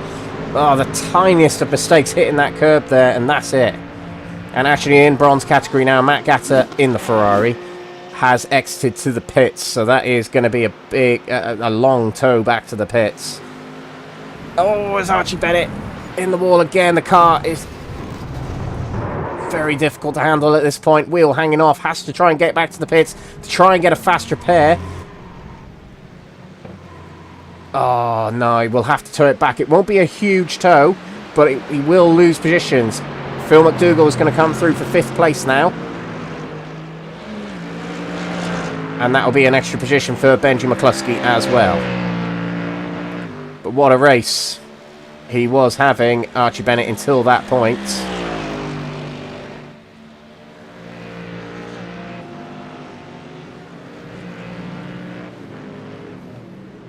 Okay, so bronze category. Oh, there's another crash. That's Mark Baker. And heading through just then was Tabula-Vicious. Somehow he's been avoiding all the drama here. And actually Rob Savage has just lost the lead in bronze. I think. Yeah, Rob Savage spins there. And Mark Baker's also spun there. Let's see what actually happened to Rob Savage. Now he's lost the lead in bronze now while we've been watching this. Yep, slipped sideways there on the grass. And could not keep hold of it.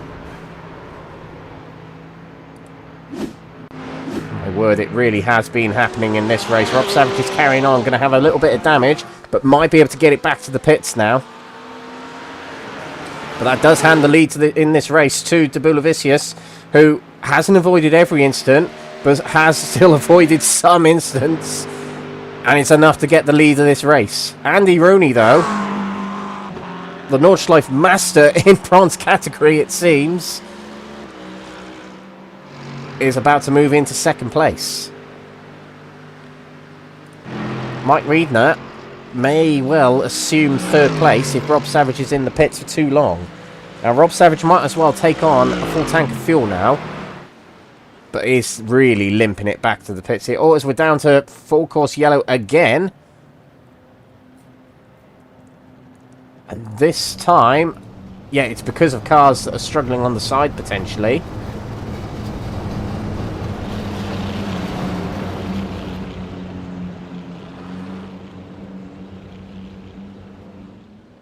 My word, what a race this has been so far. And that looks like a damaged car for Lewis Mason.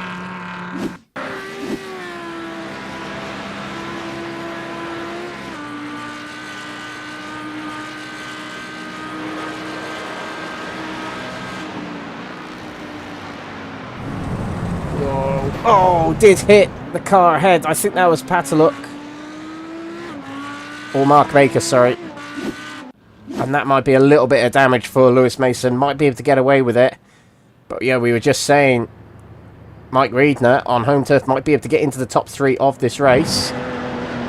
Rob Savage probably would have wanted that FCY to be a little bit later, because we may well clear by the time he gets to the pits. He enters now. And whilst he's there, is going to save time.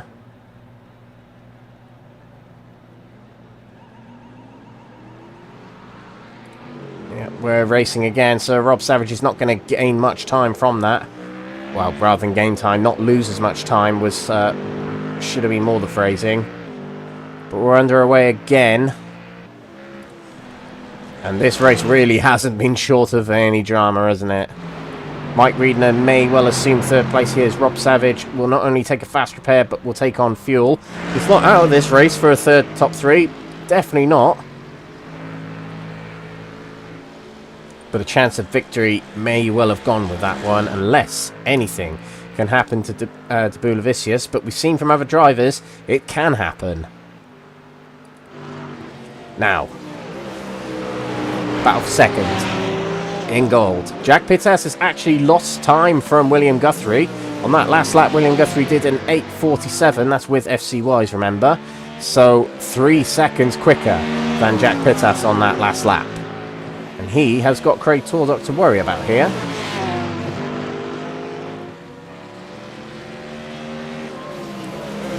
William Guthrie has won a lot of races this season. 4 races, I believe, he has won this season so far.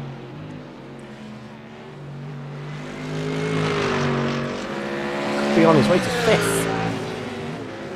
But believe it or not, he's not leading the championship. After tonight, the way things are right now, let me just do some mental maths. The way things are right now, could actually take the lead of the championship. And with drop rounds, will actually drop less points than Harry Langford will. So he's in a big opportunity here, unless Langford can get into higher positions.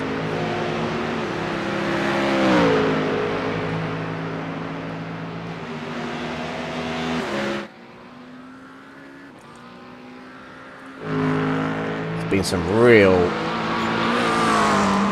standout breakthrough performers tonight, one of them being Paul Williams here. Craig Tordock, you've got to take your hat off, he's doing really well tonight, contending in the top 3 in gold category. We've also got Andy Rooney in the bronze category, newcomer tonight to Bulavicius in first in bronze category.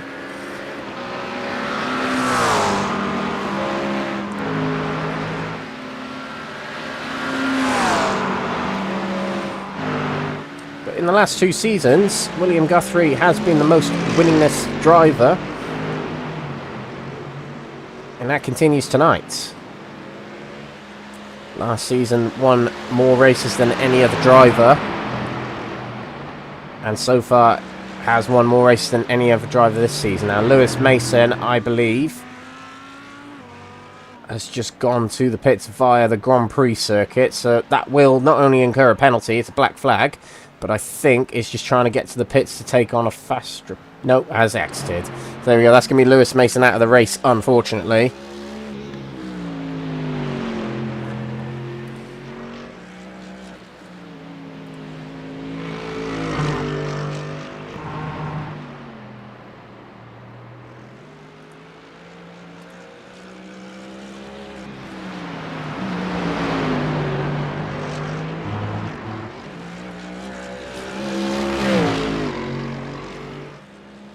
Okay.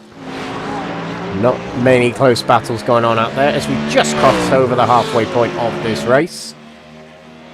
Closest battle on the track is Pittas and Craig Tordock.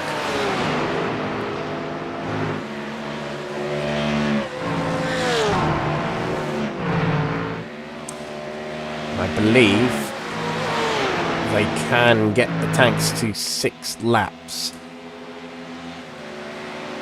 I think they're on lap 3 at the moment of said tanks. Let's just have a look.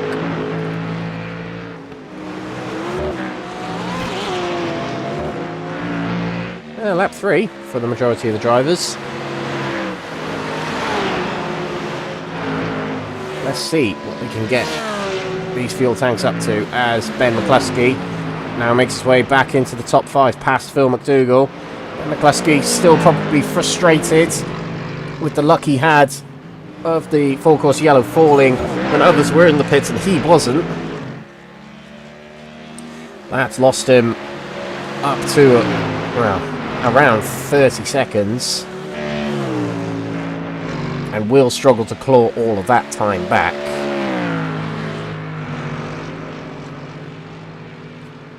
if you look at the track map, the distance of this long straight behind his rivals. You look at the gaps in bronze category as well. Nearly 30 seconds between each of the top three. So De Bulavicius has a lead in the podium of a minute. Rooney has won on the Nordschleife in the past, so will know what it takes to win in category, or at least get a good result in category. And Mike Reedner has actually been keeping his nose out of trouble. But a lot of the main bronze category drivers really have struggled tonight. Josh Downing has been involved in drama tonight. He's in 8th place right now. Wesley Lewin crashed out from the lead, as we saw. Matt Gatter involved in incidents earlier. Got the car repaired, but has a black flag. Interesting to know what that's from. Gabriel Papaconstantino, haven't seen what's happened, but seems to have been in the wars tonight and is down in 12th place. But yeah, this has been a very problematic race for a lot of the bronze category drivers.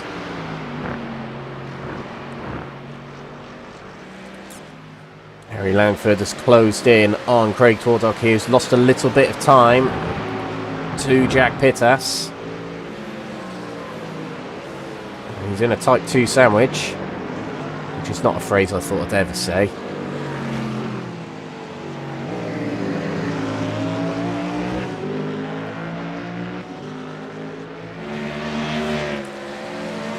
Langford behind.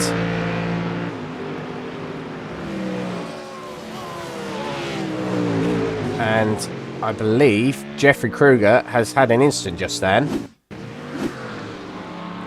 Alan McCain is in the pits, has to take the second stop now, as did Pitt earlier in the race for the first stop. Kruger spins there. Got onto the artificial grass on the outside on entry into the corner. Keeps second place as Alan McCain is in the pits now, like I just said. Took an earlier stop at the end of lap 1 earlier in the race, which means the scheduled stops will come a bit earlier. Now, can Alan McCain get a full tank of fuel to the end of this race? I think they have 80% capacity, and that'll be tight if it is indeed. We'll see. Langford all over the rear of Tordock here, trying to take late apexes, trying to take different lines to get the upper hand of speed down these straights. It's so difficult to overtake on this track, and it's risky as well.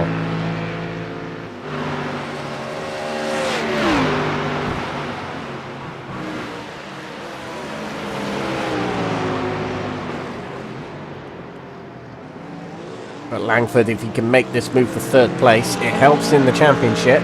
Doesn't lose quite as many points to Guthrie, of course. And actually stretches away from McCluskey, both of which we just mentioned are his rivals in the championship.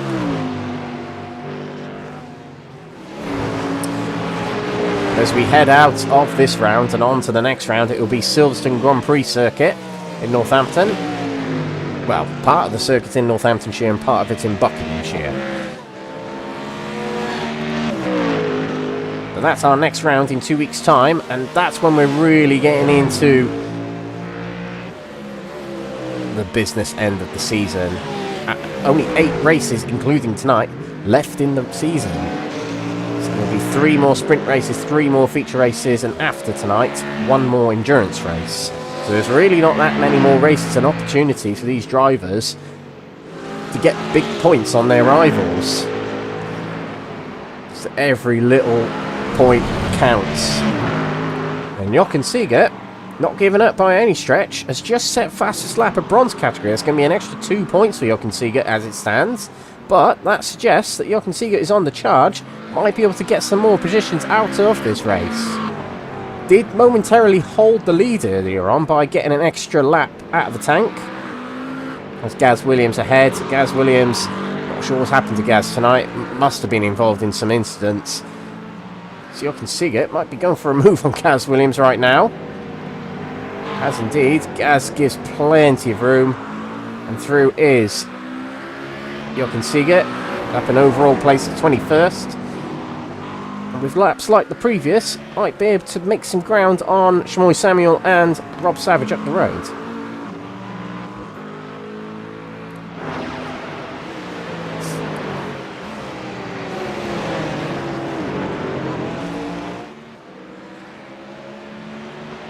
Jack Pittas is stretching away a little bit from these two.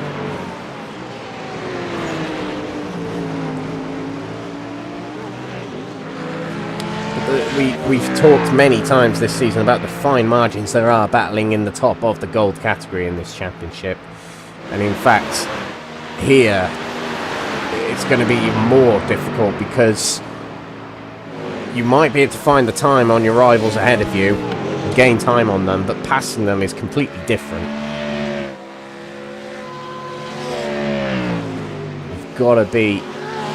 Your only opportunities really are when the track widens out when you get onto the main straight, and even then it looks like the Mustang can't quite get the upper hand of straight line pace than the Porsche can in front of Langford right now.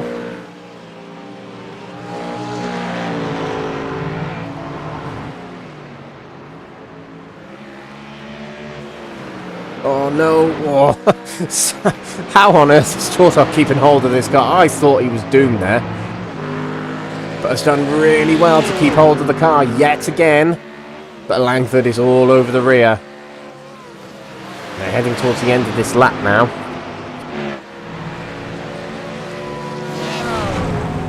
They go wide there. Guthrie still leads this race, 7.5 seconds.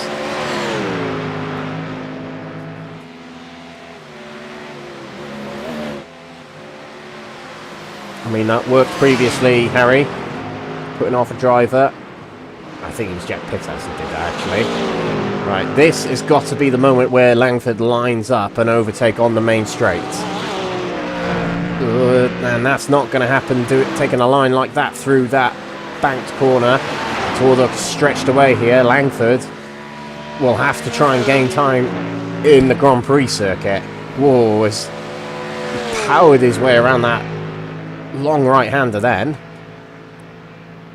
Did actually gain quite a bit of time. He is closing in.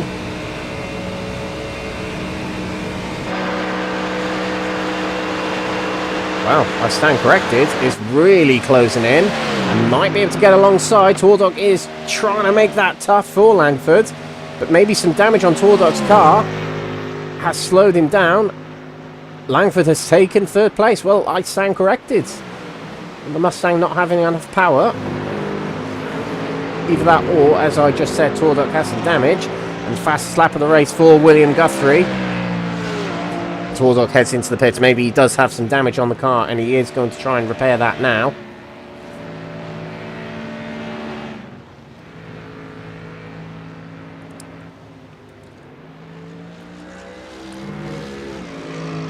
But Tortok may also take the last scheduled pit stop of the race.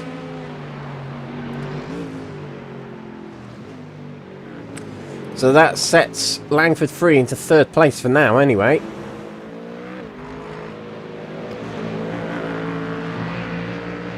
And is on the podium at the moment for this race.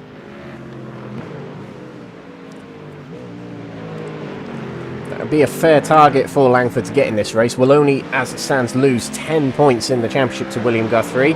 Make that 12 with William Guthrie's fastest lap. And with the championship the way it is right now, without considering drop rounds, that will put the gap to 174.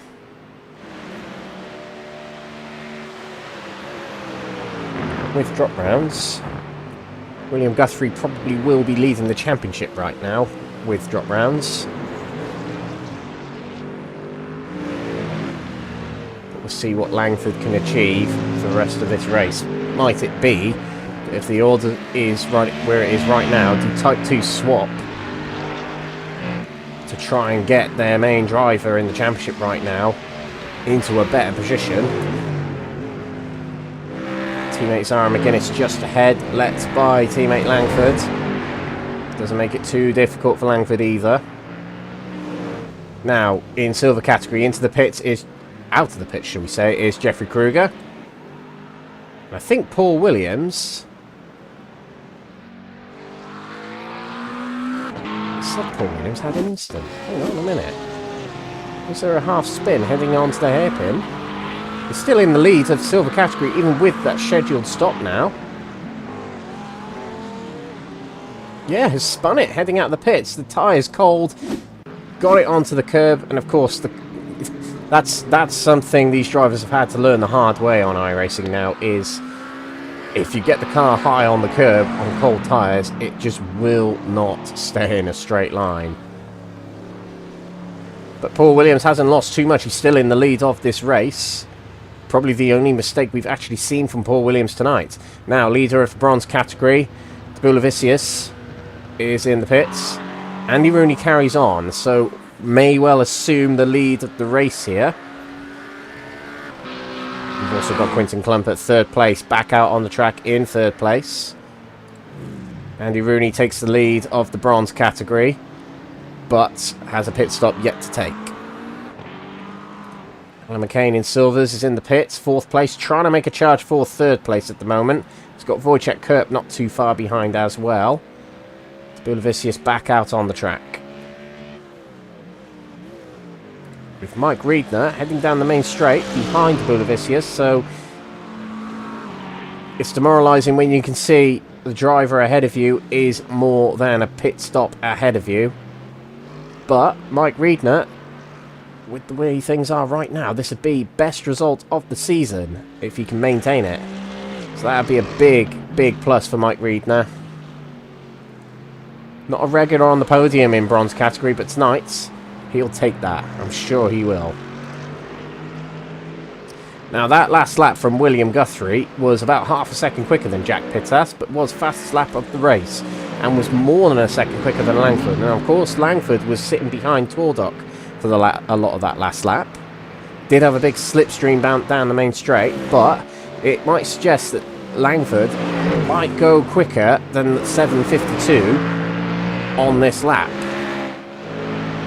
So we'll see what happens.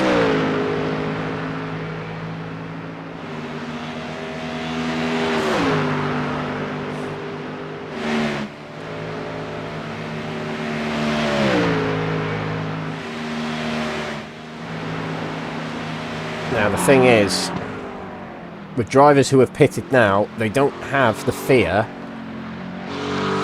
if they are back out in front of drivers they're battling in category, such as Williams, such as Kruger and Klumpert to an extent. They don't have the fear now of getting a full course yellow and getting, excuse the term, but screwed over by full course yellows.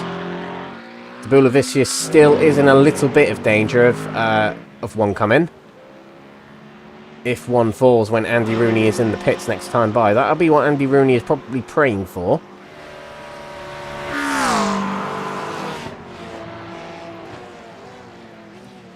Ooh, it goes a little bit wide there. Takes a late apex to recover from that.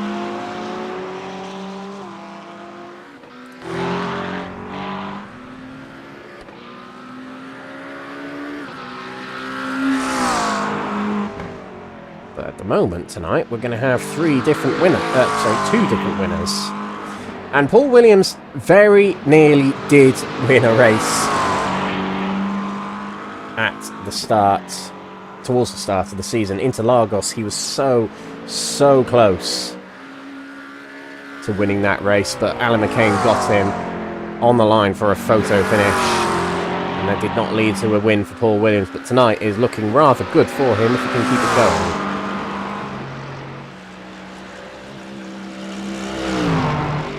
Whereas William Guthrie, we're just going to look at his results this season.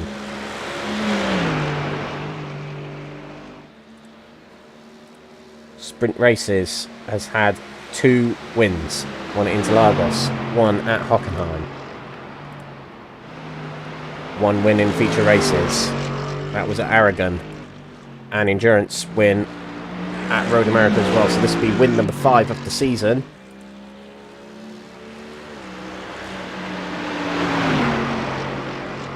Whereas Harry Langford has had 2 wins this season. Benji McCluskey won, and Gavin Gardner won.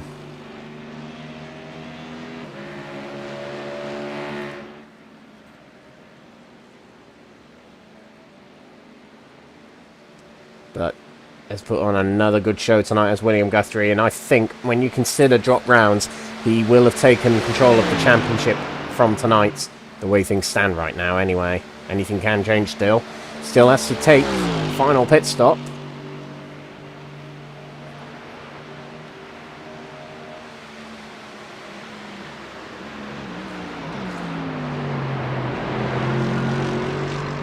Let's see if that stop comes now.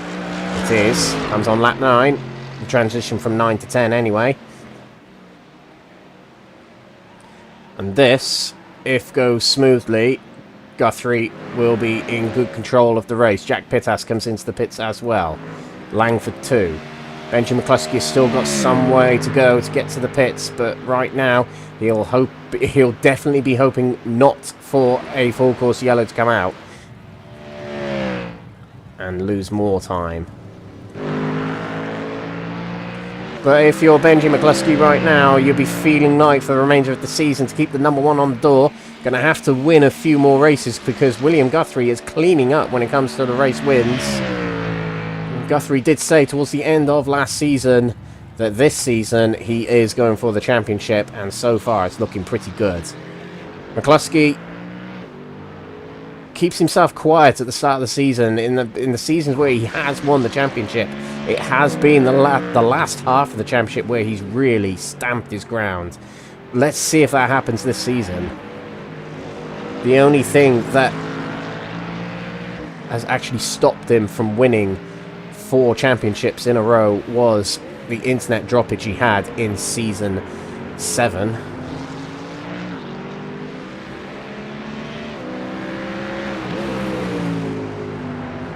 He is the driver with the most wins in this championship ever.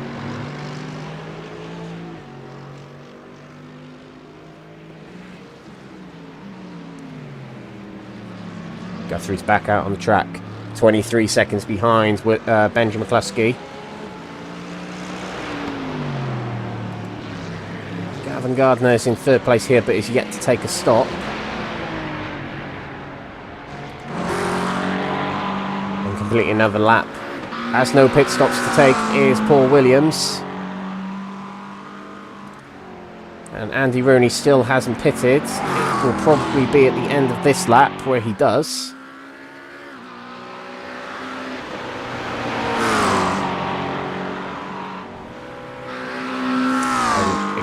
It has come to that point in the race, excuse me, for these drivers,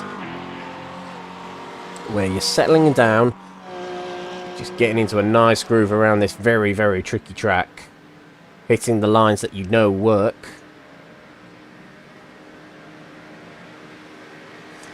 And there's a big gap between Andy Rooney and any other driver ahead. Jason Raff is the next driver up the road.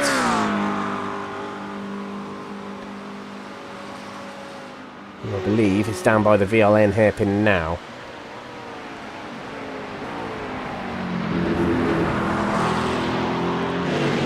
We do have side by side between Langford and Twardog. Twardog has responded and is not letting Langford go. He wants that podium. And they're side by side as they go into one of the fastest corners on the track. Twardog's on the grass trying to enter the corner. He goes a little bit wide, but he keeps hold of the car again.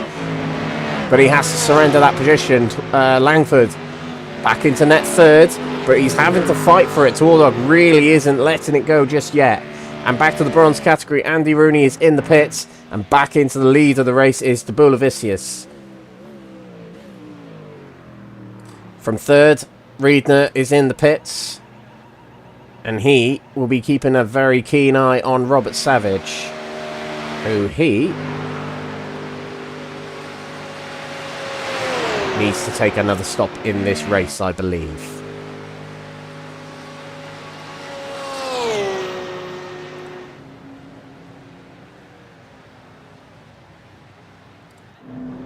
And Andy Rooney will rejoin the track in second place. It's been a strong night for Andy Rooney, who's on a bit of a part-time programme, not racing for a team anymore.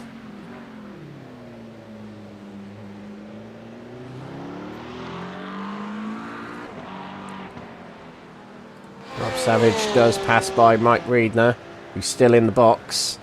And teammate Jochen Siegert will pass by, but both Siegert and Savage do need to take another stop.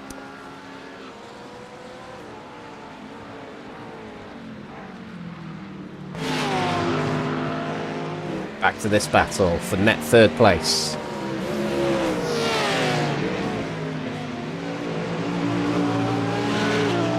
Bulldog's still not giving up. He's hounding the back of Langford and actually had a good exit from that corner. He's getting it alongside here, but has the outside line, which is definitely not going to be the more favourable line, but has given it a go.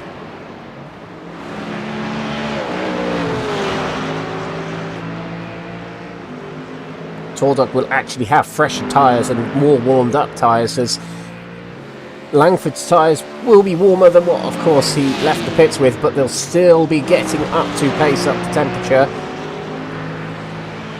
Whereas Tordok has had a lap and a half already on these tyres. All over the rear as we head onto this very fast section at the top of the circuit. Can he find a way alongside? Sean Shute has taken away fastest lap honours in the silver category. That's a bonus 2 points for Sean Shute. No move yet from Tordok. It is incredibly difficult to overtake there, but when you do get an overtake there, it is spectacular.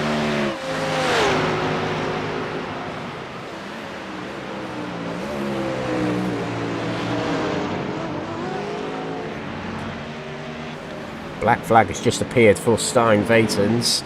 It could be that some black flags are appearing for instant points, as they are limited to 30, and once you get to 30 you get a drive-through penalty, and any beyond that, sorry, it's a stop and go penalty for exceeding instant point limits.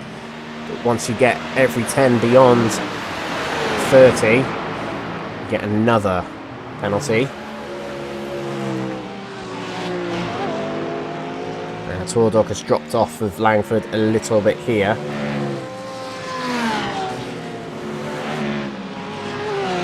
We're heading towards the three-quarter part of this race. Not a lot going on now at this point.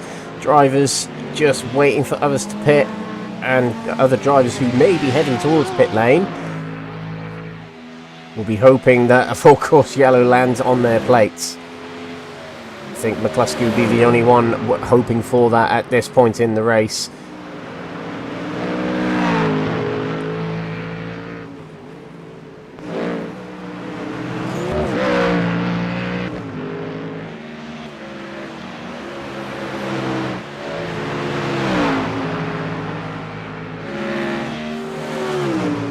A bit of a slipstream on this back straight from Sami Araba just ahead.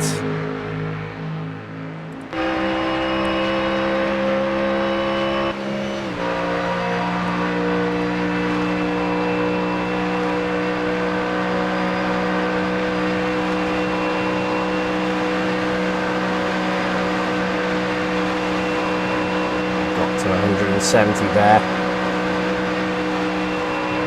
Let's see what the speed can get to on this downhill. 172 we got to there. That's insanely quick in a GT3 car.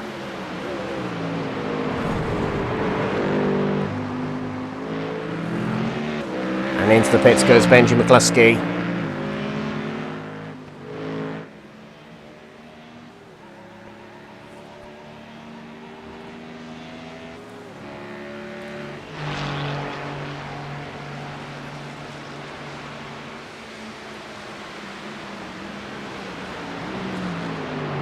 Through the final few corners goes William Guthrie. Now the good thing for McCluskey is that he doesn't need to put as much fuel in the tank, being that he went a lap longer than most. But Guthrie passes by and back into the lead of this race. He'll be relieved about that. McCluskey's still in the box. Here comes Jack Pittas and Harry Langford and Craig Tordock.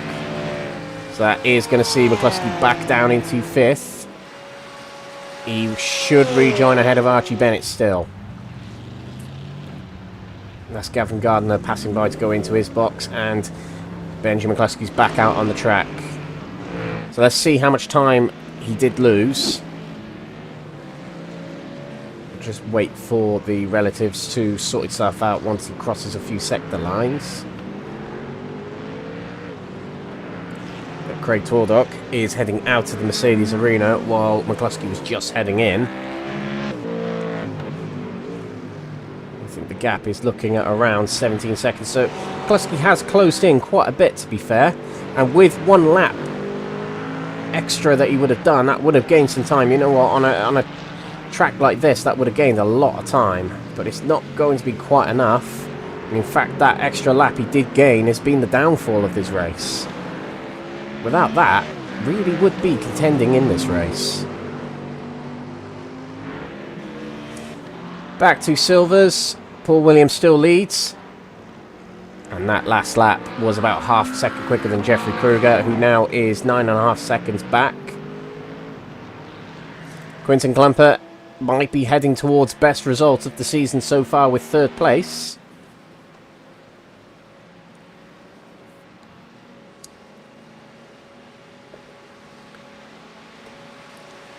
He's just kept out of trouble.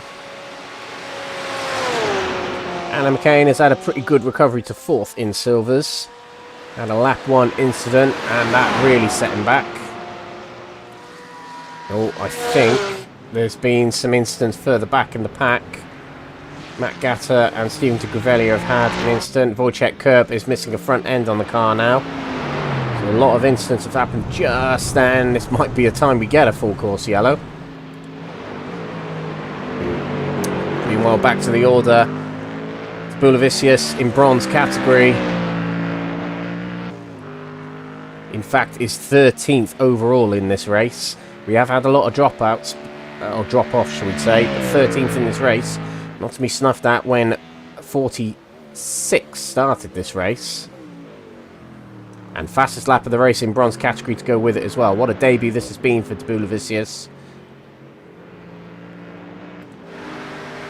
Andy Rooney, real strong race tonight. Does love the Nordschleife. Won the last endurance here in bronze category. And currently 2nd place, so that's put quite a good record here.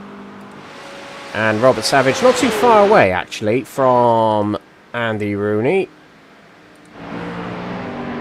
Unless the internet has decided otherwise. There we go, back. 11 seconds back, so it can still challenge. And actually, Jochen Seeger is not too far behind either.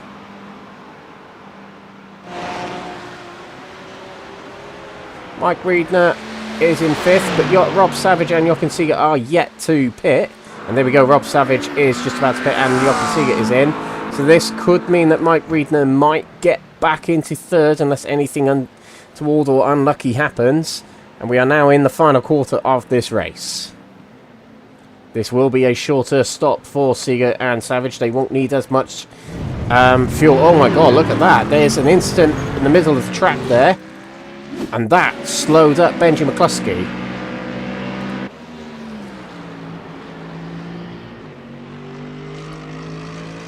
Going to take a look here, because it... Oh, no it didn't. Oh, he went into the back of Stephen de Gravellia. Let's just get another shot of that.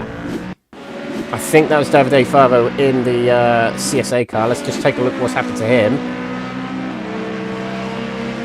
That might cause a VSC. We'll have to come back and look at it. On the curb, bobbles on the curb, spins it sideways into the tyre wall. And could not really keep it out of the track. And Stephen de Gravellia actually did a good job of stopping and not making contact, but it did collect Benji McCluskey. Now, we are still green. But as we were just saying, with heading into the pits with Jochen Seeger and Rob Savage, they've now dropped to 5th and 7th. But Mike Riedner is onto the podium. This is going to make quite a good result for Écurie Côte d'Azur. 1st and 3rd at the moment. Will be one of the highest scoring teams tonight. along with Type 2 Wolf.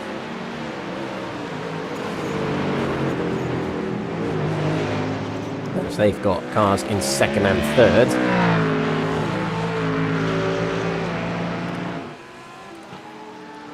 Now, championship leader in bronze category, not forgetting about them.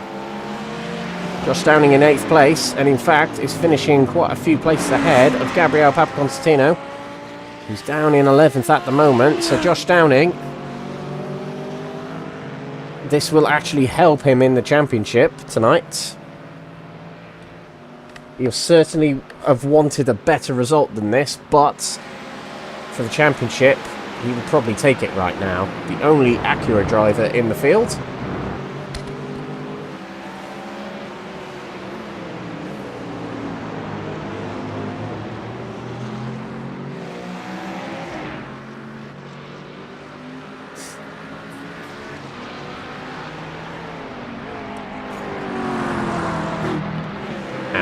Second to fourth. He is getting closer.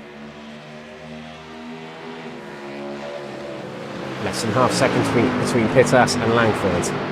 Less than a second between Langford and Twardog. This has been a superb performance tonight from Twardog. Has not let those Type 2 cars get away and has really challenged them tonight. Kept them on their toes.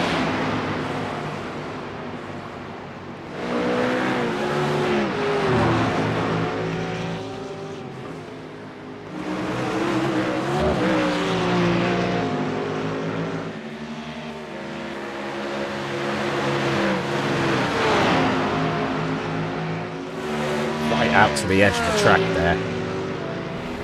Such fine margins for these drivers, and Langford was just ran off track there, risking the car slipping sideways, but they're all well in good control. This is our battle for second in view right here. Be interested to see if Pittas and Langford swap positions towards the end of this race. If Langford doesn't make a way past.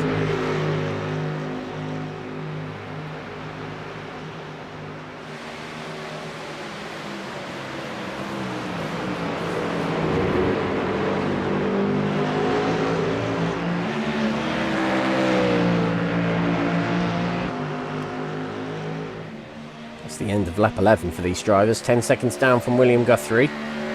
Oh, as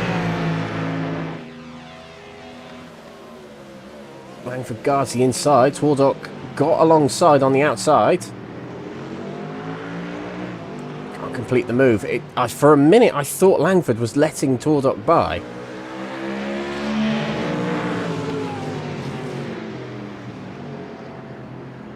Right on the rear of Jack Pittas now.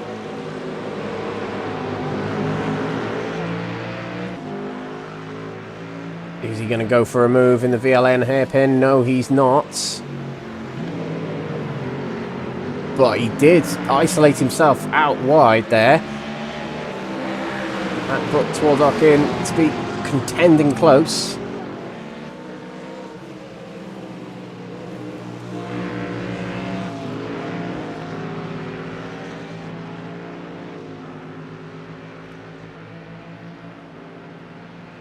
Langford cuts to the inside to defend. Twardog's got himself ahead there. He's going to be later on the brakes, and in front goes Twardog into third place. Was Langford looked for a way back, but no, not to be. So back down to fourth place goes Harry Langford. What a race Craig Twardog is having. Can he challenge for second now? Now Langford could be saving fuel, because it seems that on the straights he is getting a little bit swamped by Twardog and Pittas. Actually, he's not been backing off by the looks of it on the straight, so Langford could be fuel saving here. That could be what it is.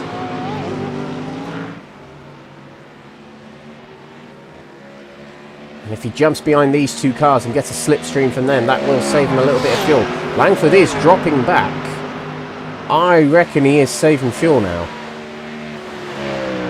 he'll see it as he needs to finish 4th to finish this race, rather than just sticking it out and trying to finish 3rd and then run out of fuel later.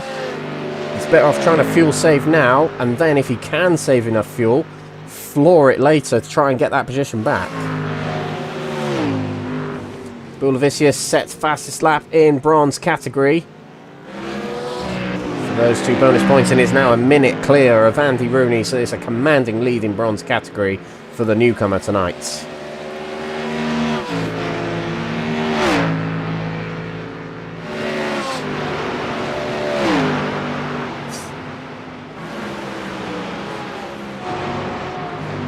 Alan McCain now sets fastest lap in silver category, gets 2 bonus points back. And Alan McCain, in actual fact, still picking up quite a lot of points tonight, with John Berry's absence. So, without drop rounds, Alan McCain will definitely take the lead of the championship tonight. Jeffrey Kruger will close in by approximately 10 points. As Craig Tordock gets very, very close. So Jack Pittassin is alongside and is through. Wow, what a brilliant lap this has been from Tordock. And it's Jack Pittas saving fuel as well. As Langford's now on his rear, this is really turned on its head. Tordock's banging it out on this lap.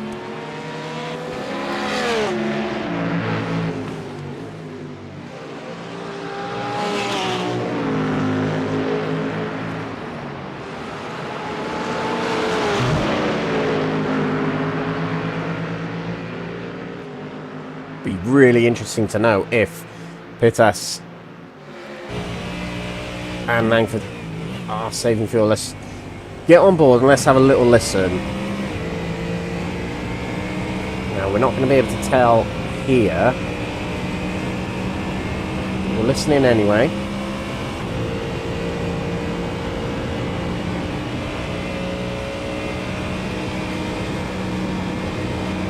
Yeah. Yes, is lifting. Jack Pittas is lifting there.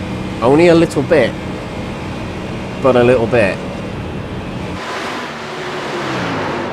Oh, that's Tordock sideways! Oh, no! And somehow they avoided him. Oh, just when it was going so well for him. Oh, the drama of this night has continued. So let's see what's happened to Tordock. Oh, he touches the inside curb and it bumps the car out and sideways. He's hit the wall. That's going to damage the front a little bit. But that definitely has cost him a top 3. Now, there's going to be a little bit of damage on that front left. But wow, what a race he's had up until that point.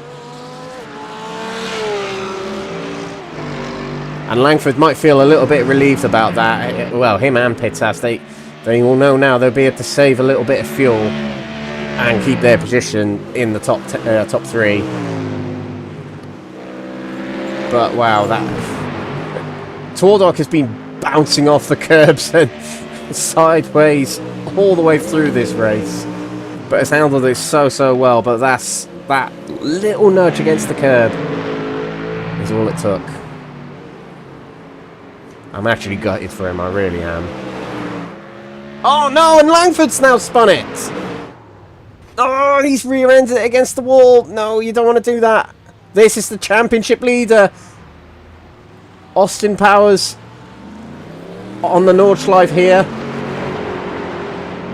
Now he's got it going again. Now Tordock's caught back up with him. That's not what Langford has won. But wow.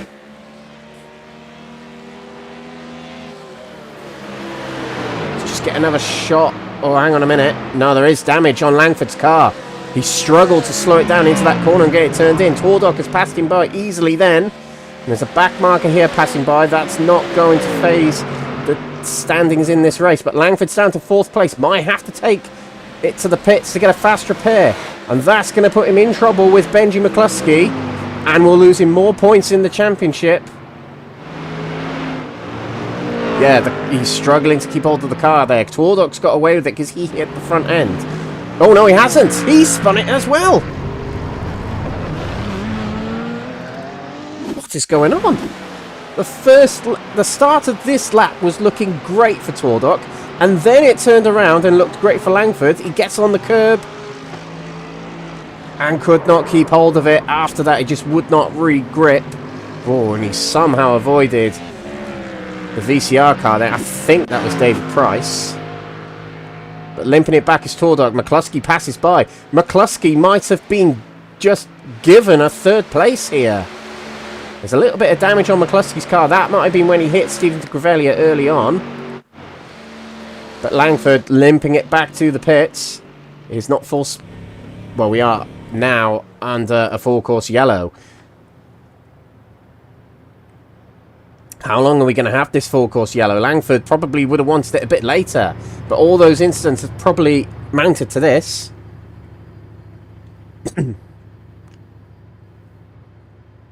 A big crumple on the rear of Langford's car there. That's what's causing the issues since that incident.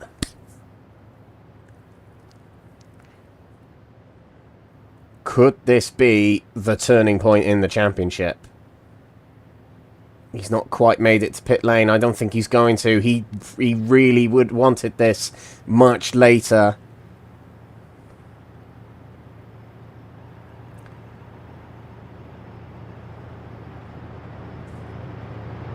But Benji McCluskey, he might have just been given a podium on a silver platter here. And importantly for McCluskey, he won't lose as many points to William Guthrie, and he'll gain some on the championship leader heading into the night. And there we go for Langford. The full course yellow ends as he's entering the pits. Here comes McCluskey. He's going to take third place. Langford won't be in the box for that long. He'll take a fast repair and he'll get straight back out on the track. There's Langford heading into his box now. And there goes McCluskey into third place. Craig Tordock's in the pits. He's taken a fast repair. He would have had a lot of damage from that second incident we saw just a moment ago. That might have been the one that caused the FCY. Back out goes Langford in fourth place.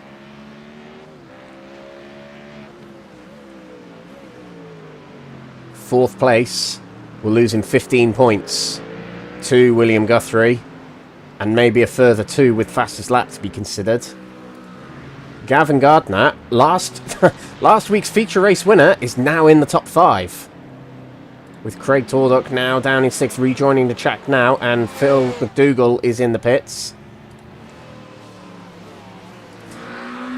But Paul Williams and Jeffrey Kruger are now 2 drivers who not only are top of their category, but they are 6th and 7th overall. That doesn't do anything for championship points. But still, phenomenal results in this race for them, if they can keep it going. We're in the final 8th of this race. The final 15 minutes. That's way easier. And our top 3 in each category now, as it all turns on its head in the last lap we've just had in this race. William Guthrie still leads, and now it is by 21 seconds. As Jack Pittas has been saving fuel. He's second. From Benji McCluskey, quite a way back.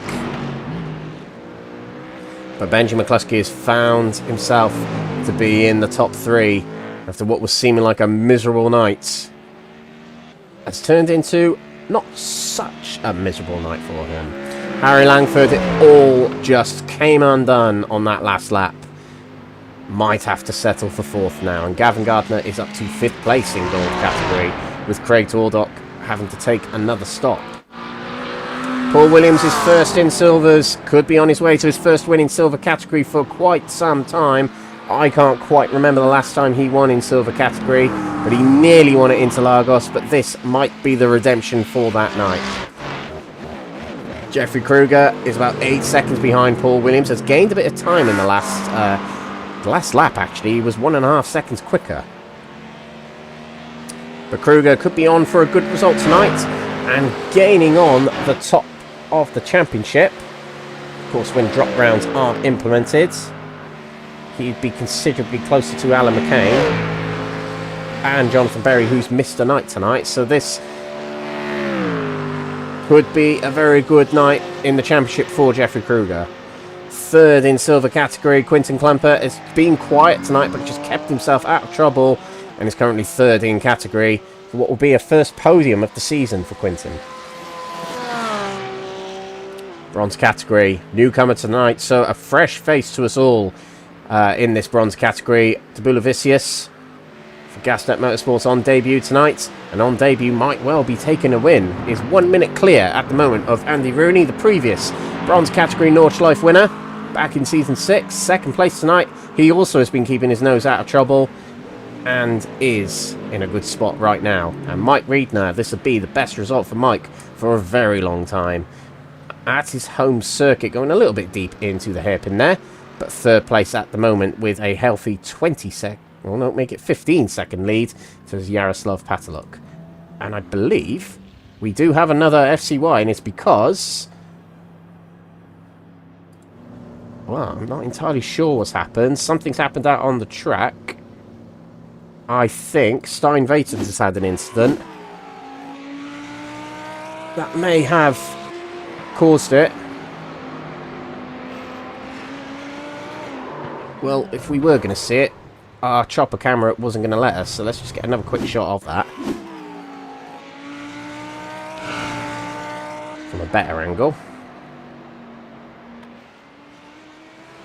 Oh, it just gives way on the corner exit, and that's it for the little Lambo. Front end mangled, and a miserable night for Stein Vatens. Just got even worse.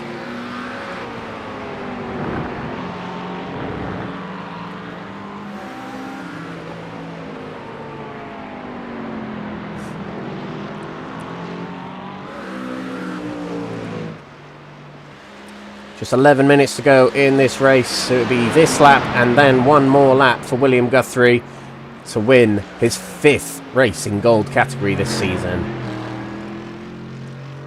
His 2nd endurance round is undefeated this season in endurances, as it stands anyway. Now, 2 drivers that have got a battle on again is Archie Bennett and Craig Tordog. They were battling earlier in the race, and it looks like they're about to get it on again for a battle for 6th place.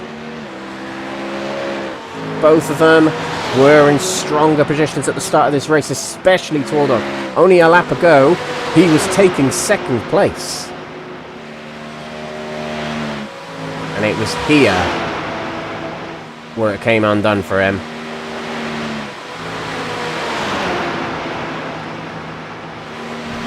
With the rear of Archie Bennett, but can't quite find a way alongside.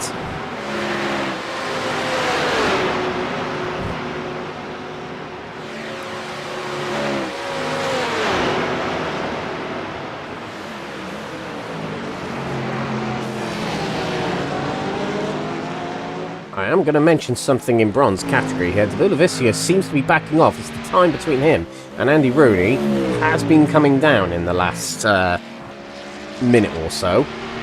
Now, the last lap, Tabula was quicker than Andy Rooney. That might have been down to the FCY though. However, time has dropped to below 50 seconds, and I think it is continuing to drop between Tabula and Andy Rooney. Now, to be fair, Tabula can afford to drop some time.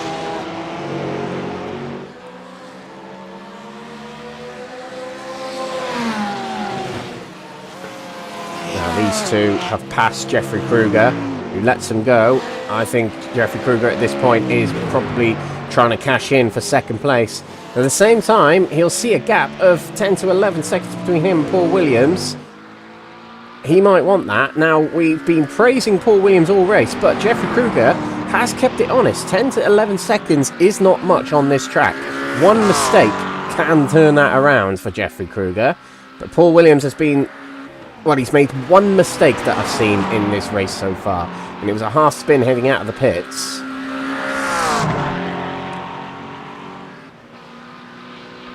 But has been superb in this race thus far. Now that time between De Vicious and Andy Rooney has gone back up, so he was not fuel saving. It was in fact just timing the tower, catching back up due to the FC White. Can mess around with the times between drivers at sometimes.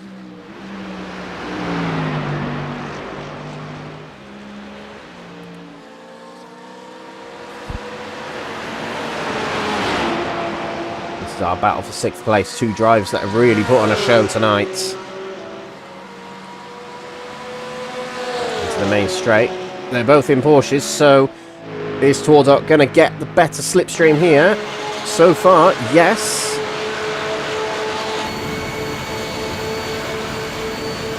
Comes to the left side. Oh, they did get a bit close there.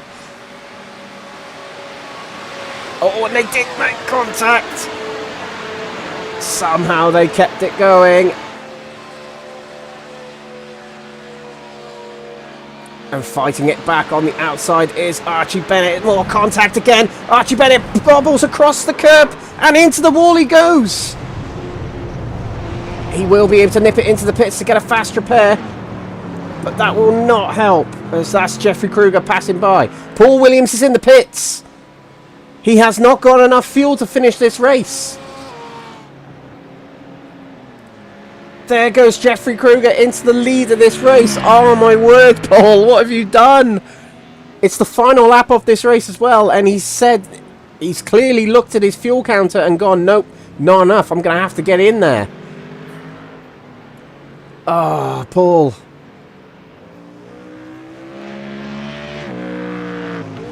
Alright, let's go back to that incident between Archie Bennett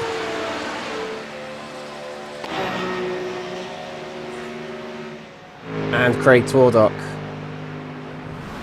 There we go. They bumped side by side again, and that was enough to put Archie Bennett onto the curb, and that was it. He sent him straight into the guardrails, and there's a black flag to go with it for Archie Bennett, so I don't know if that's administered by the stewards or for something else, but that as well he's going to have to serve before the end of the race, which I don't think he can, because we are on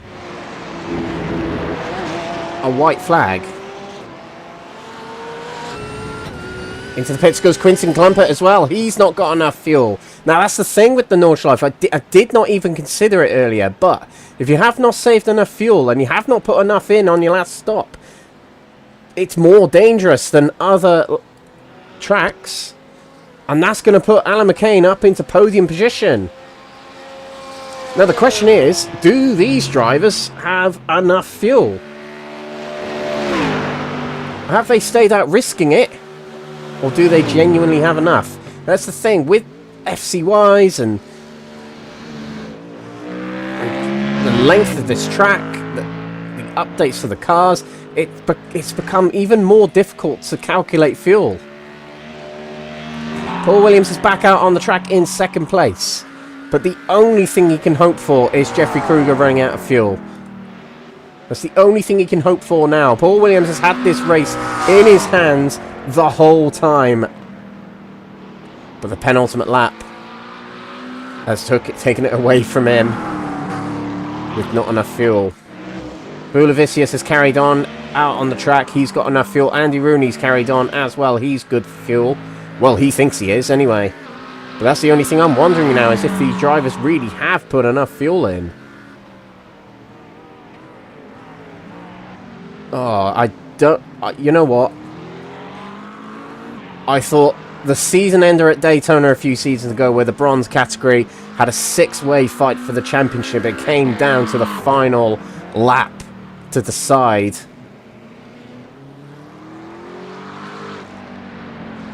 Where Elwin Sykes won it in dramatic fashion. We also had the final race of the season 2 seasons ago at Le Mans, where McCluskey had the championship, and on the final lap his internet gave out, handing the championship to Stefan Wessels. I got a feeling this might have been one of the most dramatic races we have seen. With the amount of crashes we've seen, the amount of upsets we've seen, the complete turnaround of positions in this race as well. Wojciech has got a mechanical flag and he's on pit entry. And he's blocking pit entry now and he's trying to get it into the pits. He did have 5th in this race and it's another Austin Powers moment. Not to use that old cliche. But he's trying to get it into the pits. He can still hang on to 5th, but I think the car's so damaged he can't actually get it turned. So it is rather like a forklift in a tunnel. And he gets it back. And he can take a fast repair. They do have 3 fast repairs they can use in this. I just wonder if any of the drivers have used all 3. We have no way of monitoring that. But should still finish in 5th. Oh, I don't know, actually. Sean Shute is a lot closer than the timing tower did suggest. So Sean Shute might be about to take away a 5th place here from Wojciech.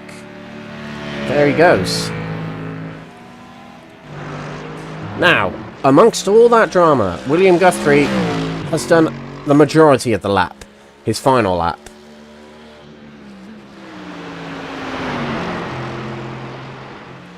Or has he?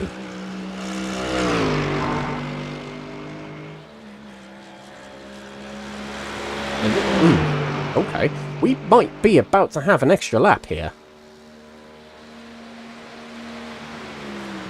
Can he get it to the line in 2 minutes?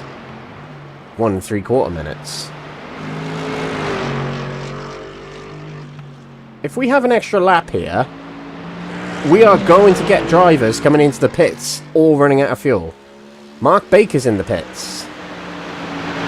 From 7th and silver.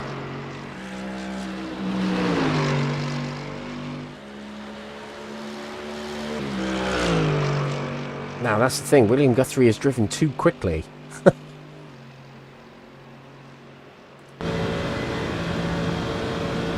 Wipers on for... well, clearing the dirt from the windscreen, I assume, but no rain out there, I can confirm. It's been a very hot day, especially in the UK. How far behind is he? Yeah, quite a way behind. So let's see. Guthrie's going to cross the line before 2 hours here, so I think there is going to be another lap. I stand firmly corrected. Yeah, we've got another lap. We have got another lap. Well, even I didn't realise that.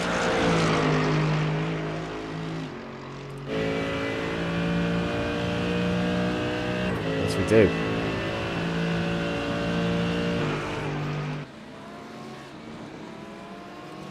We will see another lap here at the Nordschleife. Have these drivers got enough fuel?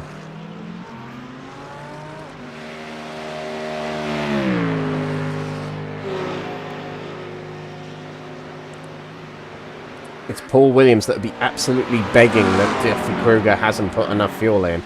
Let's see what Jeffrey does at the end of this lap. But Paul Williams decided with 2 laps to go. Jack Pittas has remained out. Benji McCluskey really isn't that far away, and in fact the time between Guthrie and Pittas has shot up. That last lap for Jack Pittas was more than 10 seconds slower than Guthrie. He is saving fuel. He's absolutely saving fuel at this point. And Benji McCluskey on that last lap did a 7:51, which is 18 seconds quicker than Pittas. And 7 seconds quicker than Guthrie, who he might also be saving fuel. I did think he was taking it a bit easy when we were watching him out there.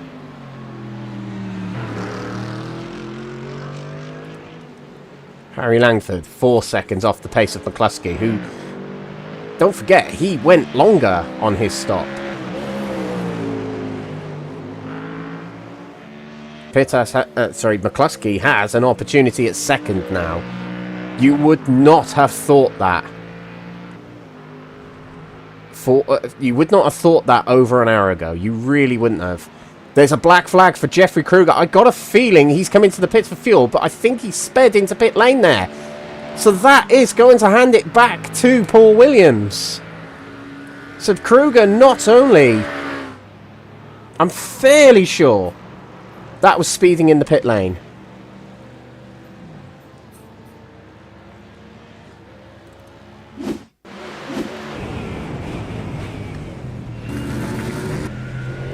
don't have speed on the replay. Hold on a minute. Let's see what happens.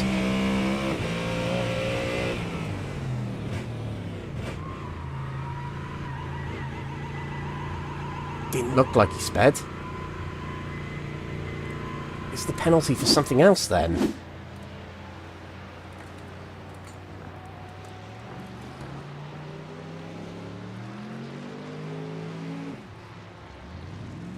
Back out on track.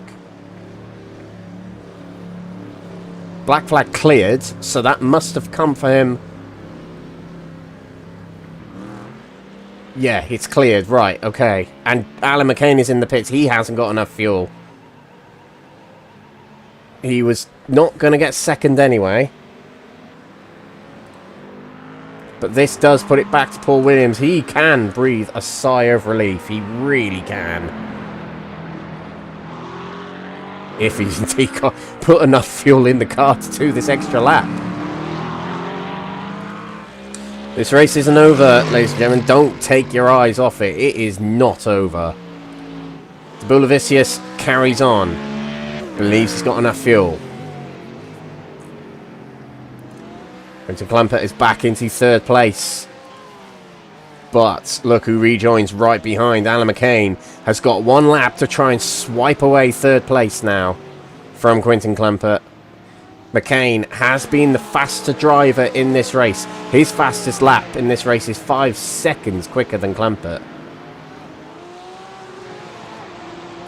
But this is the Nordschleife. It's incredibly difficult to overtake, as we know. Right, Jack Pittas has a 5-second gap to Benji McCluskey.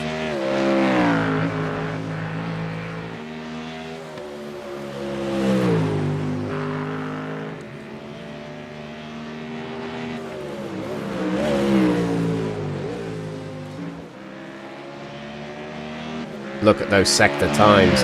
Consistently quicker.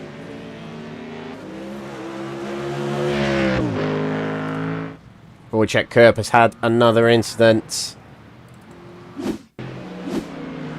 Just came in for a fast repair, and another incident has happened for the Rally.eu team. And our favourite camera angle gets us again in the same place that claimed, I think it was Stein Vatens just a moment ago.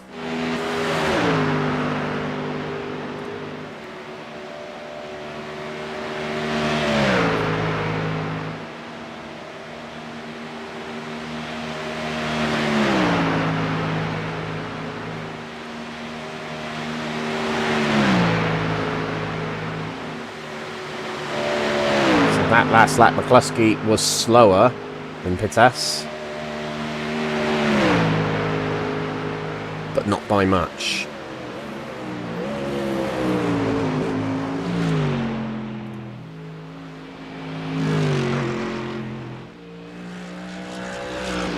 Guthrie really hasn't got that long to go, and it's been 2 hours plus a bit.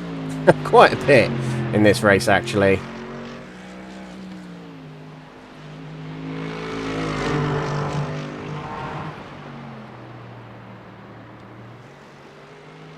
But other than the question of fuel now, it has been an exceptional race yet again from Guthrie. Got through the pack rather quickly.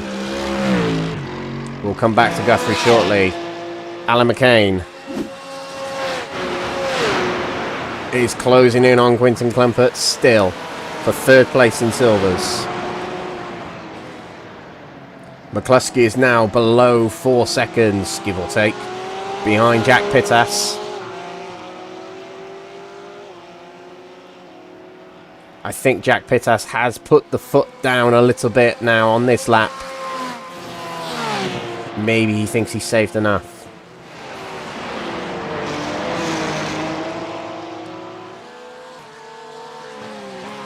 Quinton Klumpert going for his first podium in the series, and Alan McCain trying to go for more points. He will take the championship lead after tonight, but he wants more points. He knows he's up against John Berry, who's lightning quick this season, and he's up against Jeffrey Kruger, who is always fighting for championships. But one person who's definitely fighting for championships and is going to take the lead of the championship here tonight, it's going to be William Guthrie. He's flashing his lights. He's already celebrating. He knows he's got it. He knows he's got enough fuel. Meanwhile, behind him, Jack Pittas has still got to hold off Benji McCluskey.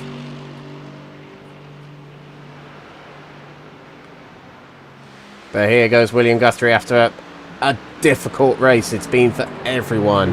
The man in the James May livery may well have taken control of this championship.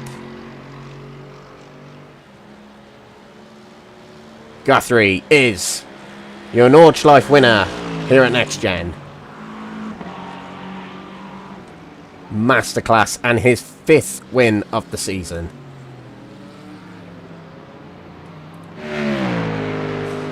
Jack Pittas may well have done enough here. He's saved enough fuel. He's still going out full chat.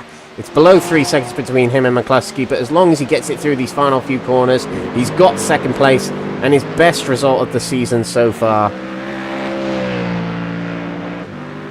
Jack Pittas takes 2nd place.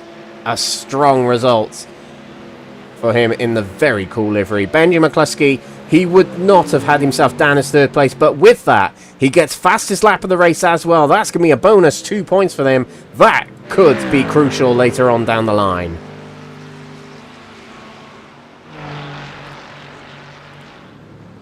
Meanwhile, Harry Langford will be next to cross the line. I'm just going to check the track map for something. That'll be good.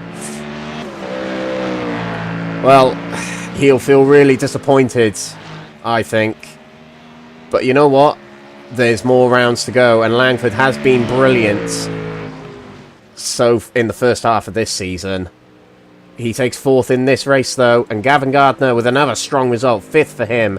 Twardok put on a show tonight. He finishes 6th in gold category. He'll be disappointed with that result, but he really did put on a great show tonight. Meanwhile, I completely agree with chat. Driver of the day has got to be this guy. Now, he did scare us a little bit with having to come in the pits for extra fuel. But other than that, and the half spin in the race, this has been a brilliant drive from Paul Williams for his 1st win in a long time in silver category. He wins at Nordschleife. What a stellar performance from him tonight. And 7th place overall, I might add. This is Jeffrey Kruger.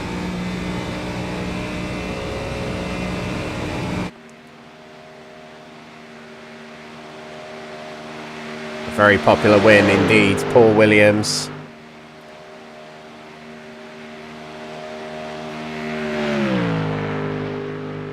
But Jeffrey Kruger, this will certainly help him in the championship. And meanwhile, we still have the battle for 3rd going on behind. Jeffrey Kruger brings it home in 2nd place in category and reignites his championship chances in silvers. We'll go to Silverstone next week for the battle in silver to continue. Meanwhile, in bronze category, on debut tonight, Augustus Bulavicius wins in bronze on debut, following teammate Archie Bennett home. What a fantastic performance tonight on debut for Augustus. Now, I think Quinton has done enough. He does. It's his best result of the season. Quinton Klumpert takes his 1st podium in silver category.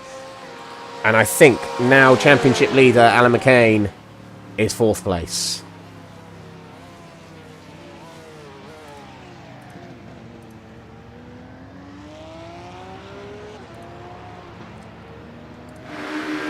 Next through,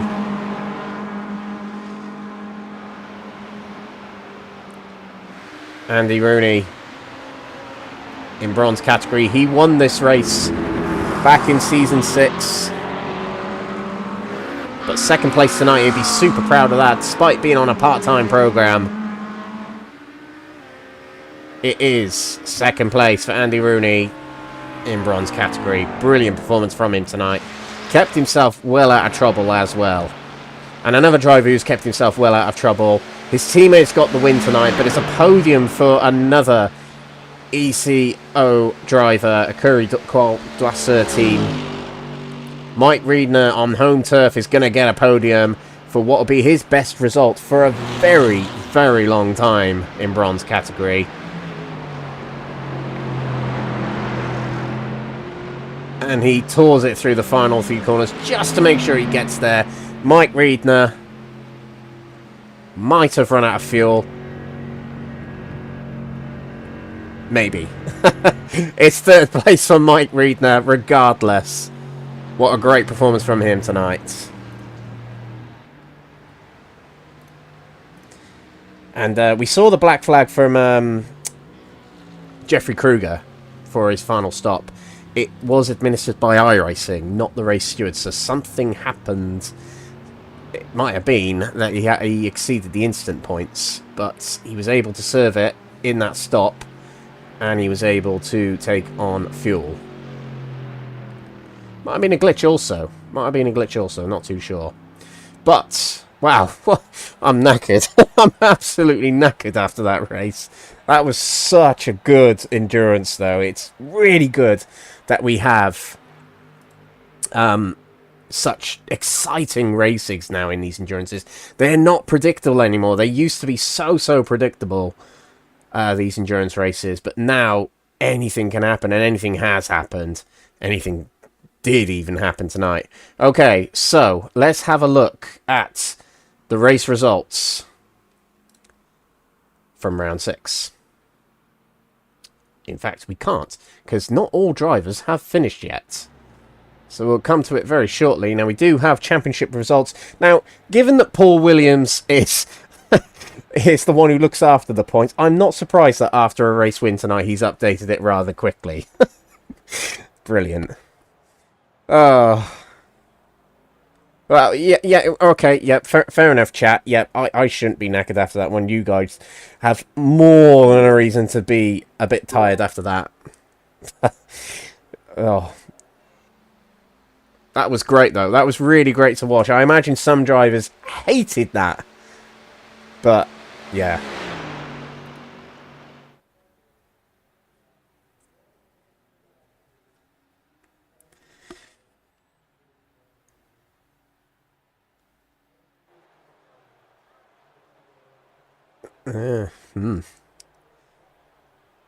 Alright, we are just waiting for the final few finishes. In fact, let's go and watch the rest of them come through. I think the last one to come through is going to be Wesley Lewin. Wesley, for a moment, was leading that race. So was Matt Gatto, who's just about to come through. There's been a lot of different leaders in the bronze category tonight.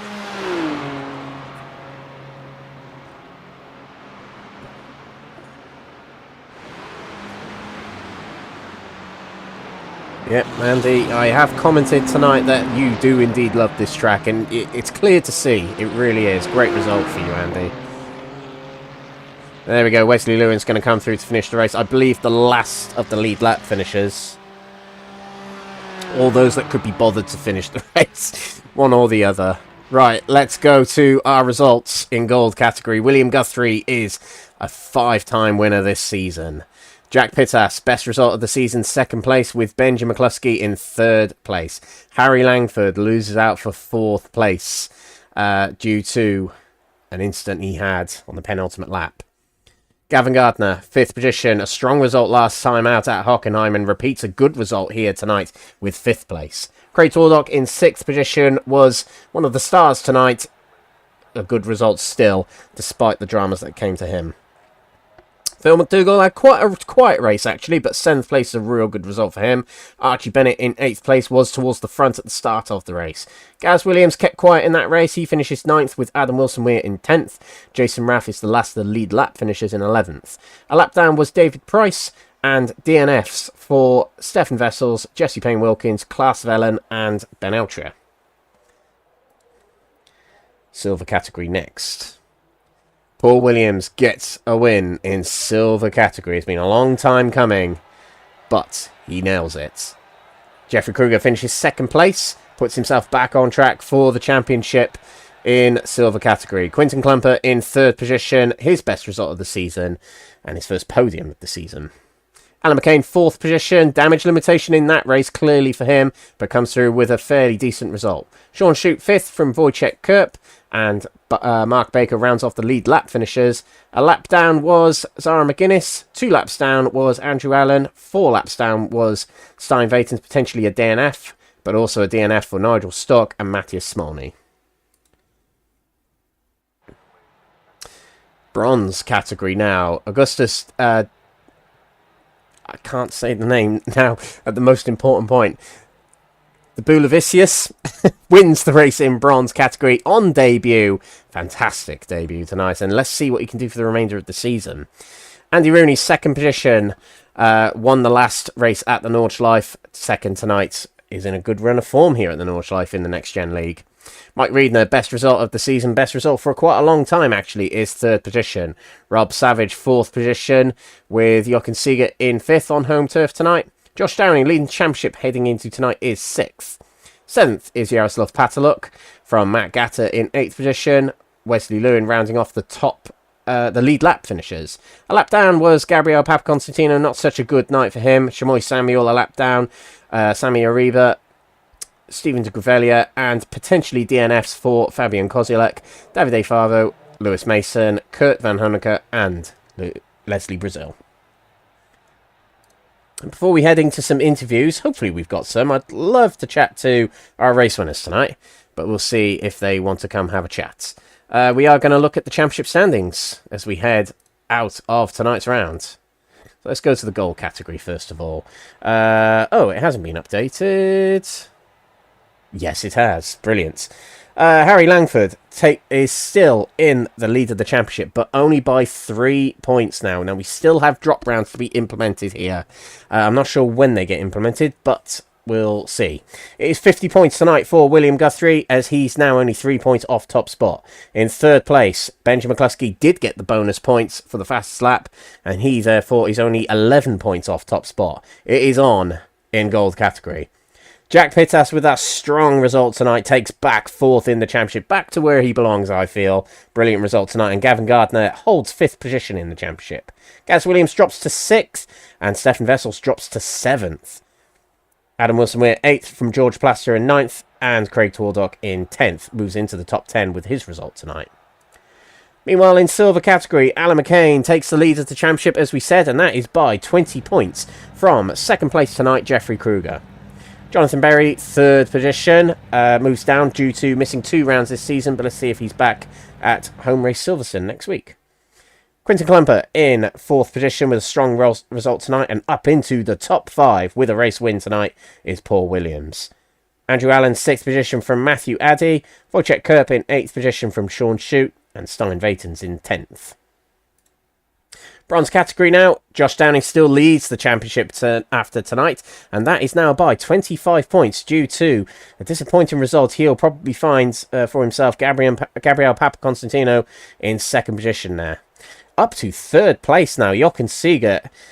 Brilliant championship position for him, up to third place with Wesley Lewin in fourth. Adrian Ruiz-Hernandez didn't race tonight, he drops to fifth. Likewise, Jonas Anderson drops to sixth, up to 7th place despite the part-time programme for Andy Rooney. Matt Gatter is in 8th position, followed by Stephen de Gravelia and Shamoy Samuel. And now the teams championship. CSA Team Pass-Up still lead. Oh no, they aren't. They're tied at the top still. But this, still tied top with Type 2 Racing Wolf.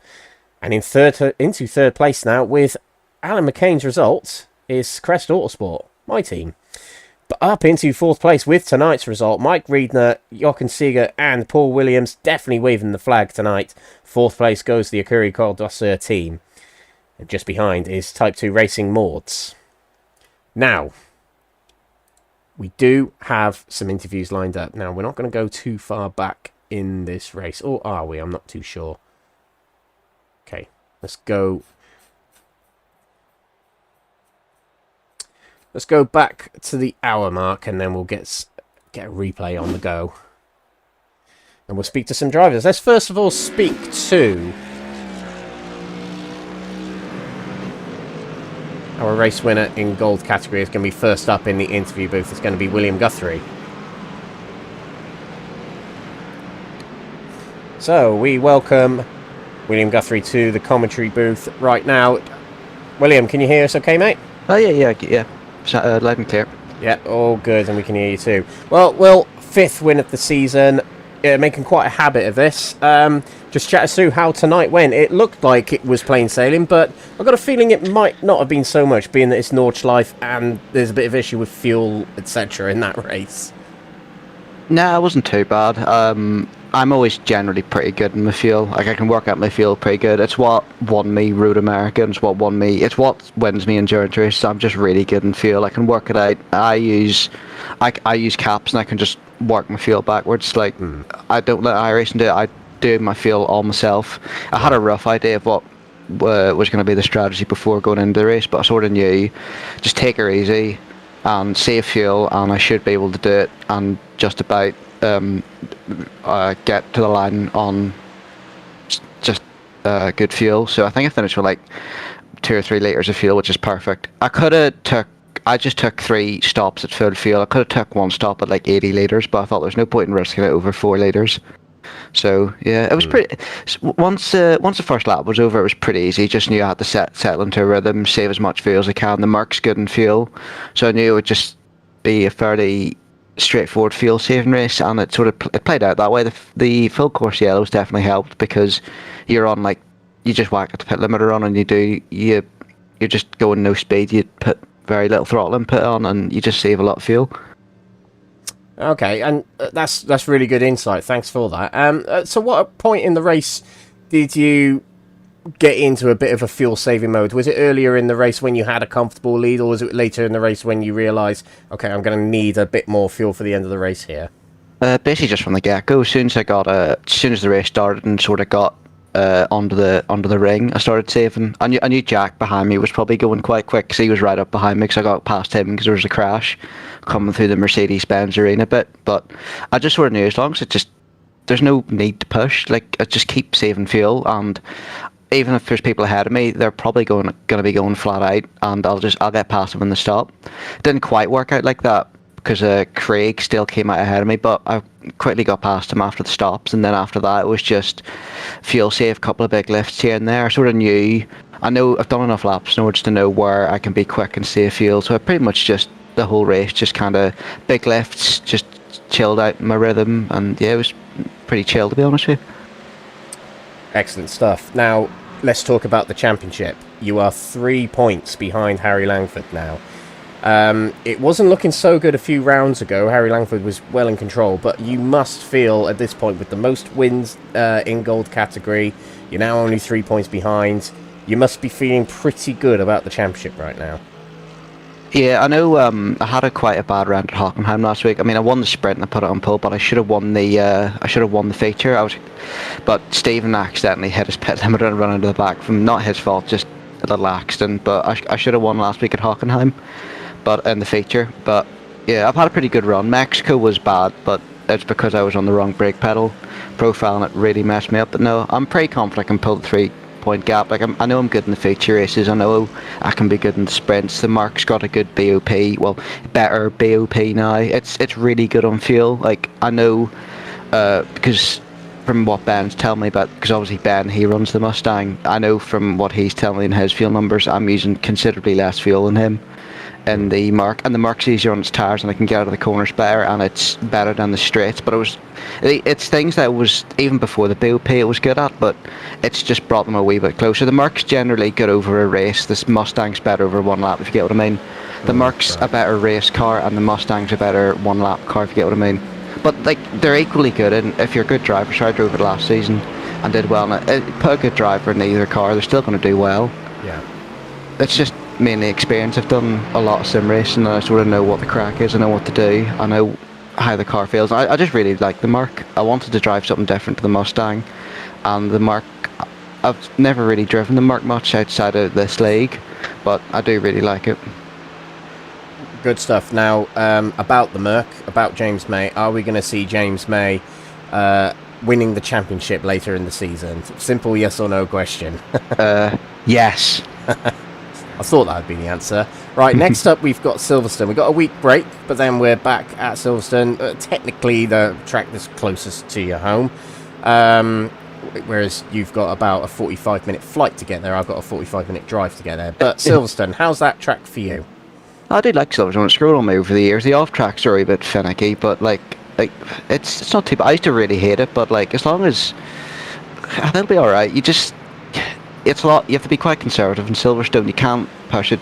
Silverstone and anything that isn't a Formula car feels quite understeery because you just don't have the downforce because it is a Formula 1 track. But as long as you reel back a wee bit, it'll be fine.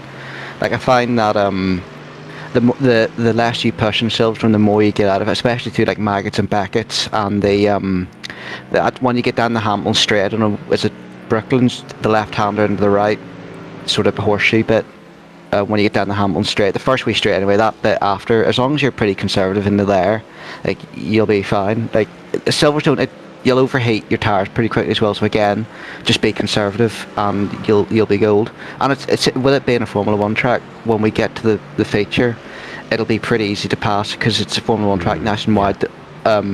It's designed for good racing, so I think it'll be a good race. Like I said, Silverstone's grown on me.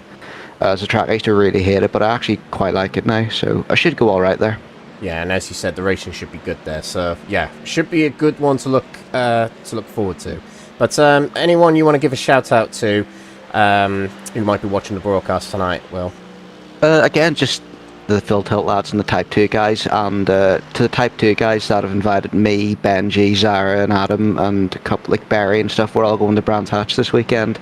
It'll be great crack, like, and I'm glad they invited, Benji, me, Ben, all there as well, so it'll be a good crack for the weekend. So I'd just like to thank them for organising this trip for us. Yeah, absolutely. Brilliant. Well done tonight, Will. Let's see how you get on in 2 weeks' time. Looking forward to it. Cheers. Thanks for putting on a show tonight. Thank you. There we go. William Guthrie. And we're going to go straight to our next interviewee. A very, very popular victory tonight. So let's have a chat to, for the first time actually, let's have a chat to Paul Williams. Sorry if you were mid-conversation then, Paul, but welcome to the comms booth because you're a winner, mate. You're a winner. No, it's about time, so yeah.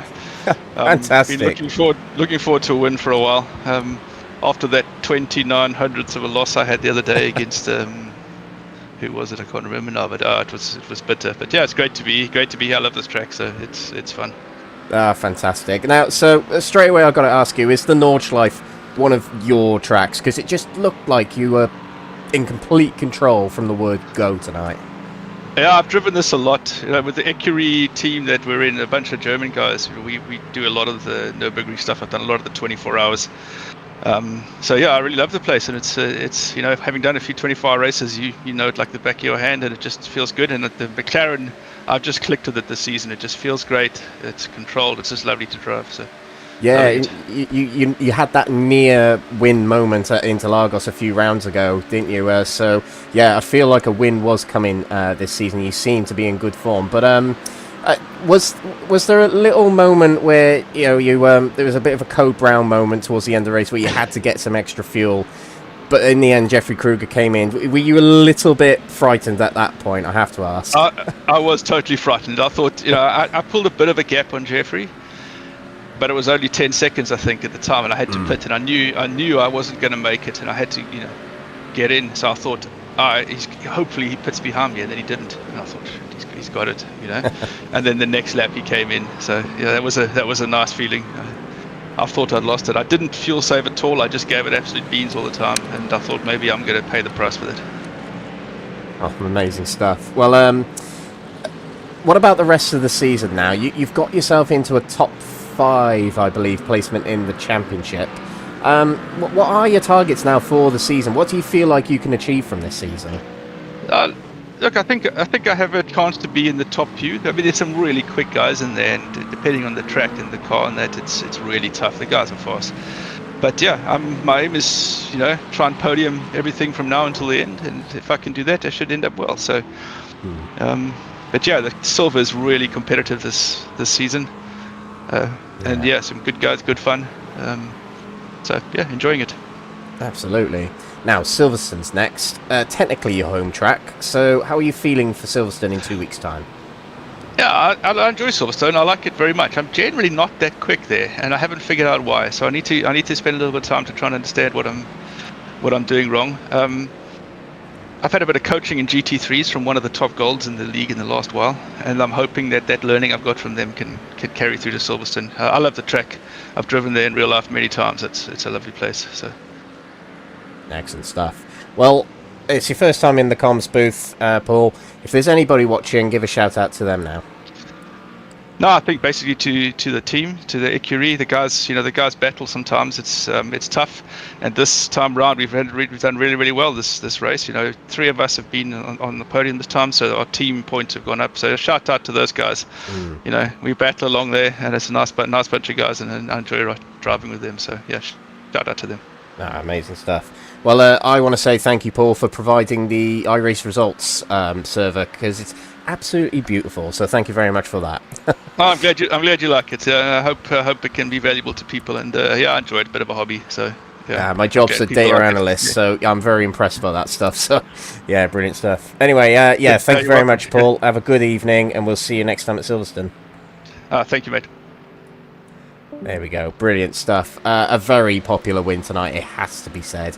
So let's move on to our third interview of the night, which is going to be another popular result tonight. We're going to switch to Mike Reeden now, another Écurie Col d'Osseur team driver. Third place tonight in bronze category, one of the best results he's had this season. So Mike, first of all, can you hear us, mate? Yes, I do. Absolutely, you can. Alex, how are you? My first question is, sorry for that, but you had some emergency thing going on last week, so is everything all right with you? Oh, yeah, all good now, yeah. Just, okay. Minor emergency, but it's all fine now. But thank you for asking. Thank you for asking. Good to hear, okay. Appreciate that. Mike, a podium tonight. Fantastic results. One of the best results I've seen from you for a long time.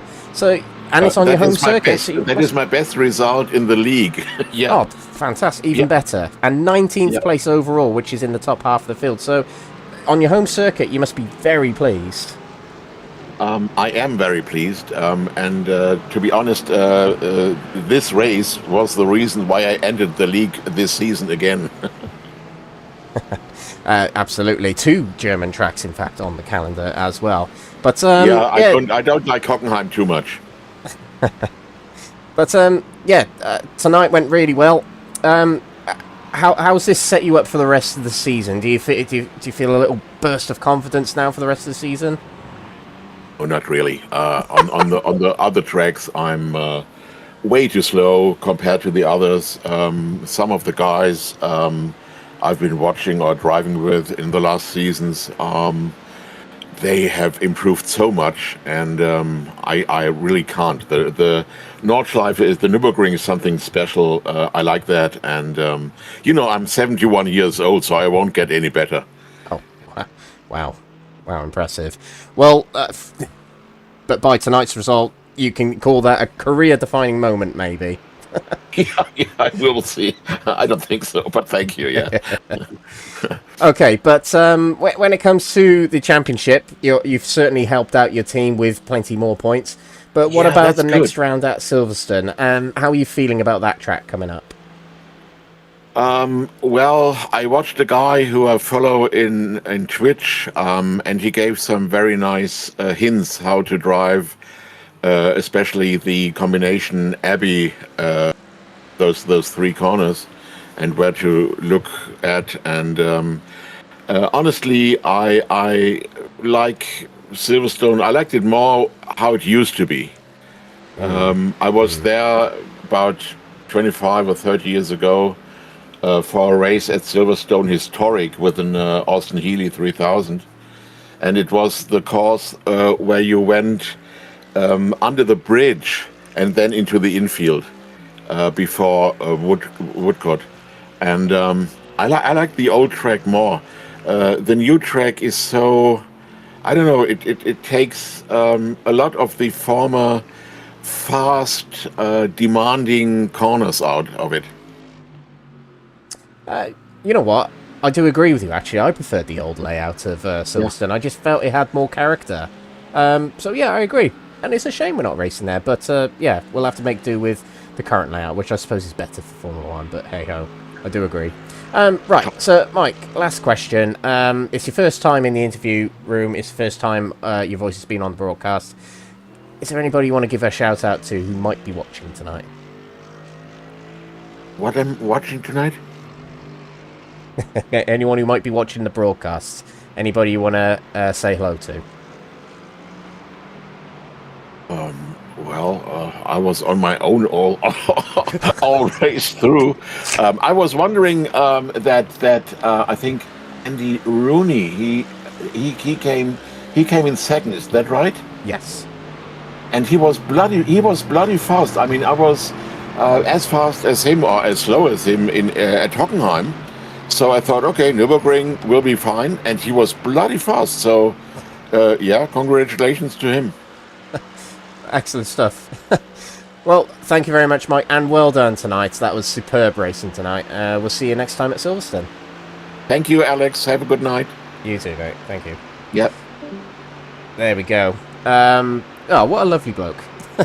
Right, there we go. That's going to wrap up our night tonight, ladies and gentlemen. A little bit over 3 hours, which just goes to show how chaotic that really was. So let's have a little bit of a reminder of who our top 3 were in each category.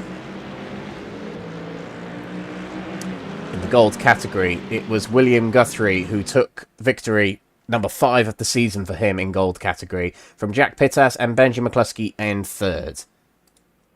Silver category, a very popular win for Paul Williams, taking his first win for quite a long time, and Jeffrey Kruger in second position puts himself into championship contention. Quinton Klumpert, best result, in third. Bronze category, however, a win on debut for Augustus de Bulavicius. I swear by the end of the season that will become more fluent. But on debut, the Lithuanian driver for Gasser Motorsports has put on an absolute show tonight. So let's see what he can do for the remainder of the season. Andy Rooney, second position, a strong result on return to the series. And Mike Riedner, best result ever in Next Gen, as he told us, is third place.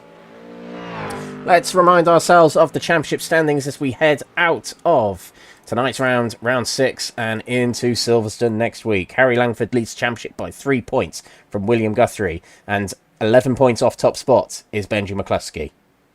In the silver category, Alan McCain leads the championship now by 20 points from Jeffrey Kruger, who has taken second away from Jonathan Berry, who could bounce back next time at Silverstone.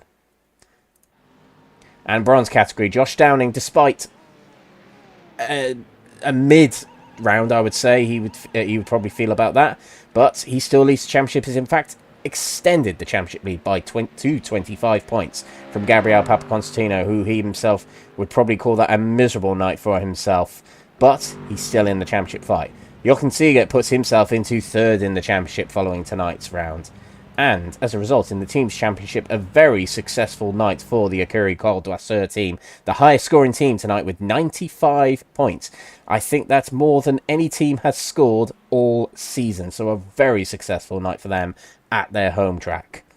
Meanwhile, it is CSA Team Passup and Type 2 Racing Wolf who are tied top of the championship. 2 big teams fighting it out. Well, that was probably one of my favourite rounds I've ever hosted, or broadcasted, shall we say, for the Next Gen Racing GT3s. Let's give a shout out before we round off our show to our sponsors, partners and affiliates that are Power Max Racing, Mark Sykes Designs, Benji Sim Photos, Motorsport UK Esports, Sam Cases, Moser Racing, Joyce Design and Falconer PC, and of course a big thank you to Next Gen. Next up, we've got Silverstone. We've got a week off next week, so don't tune in on the 7th of May. Tune in on the 14th of May. We'll be back on YouTube and Facebook Live at Next Gen Racing TV for Round 7 at Silverstone Grand Prix Circuit. Round 7 of the Championship, and we're back to the sprint and feature race formats. This has been the Next Gen Racing GT3 Season 9. Scan the QR code in the middle of our screen if you want to get involved in the Discord server, or click the link in the description, and if it doesn't work, please get in touch with Next Gen via Facebook if you need to get onto our Discord. In the meantime, I'm Alex Everett, your commentator tonight, and this has been round 6 at the Nordschleife, one of the more entertaining, dramatic rounds we've ever had in the Next Gen GT3s. Join us in 2 weeks at Silverstone. In the meantime, thank you and good night. Thank you for tuning in. Until next time, that's all from us here at Next Gen Racing, the home of clean and fair sim racing for all.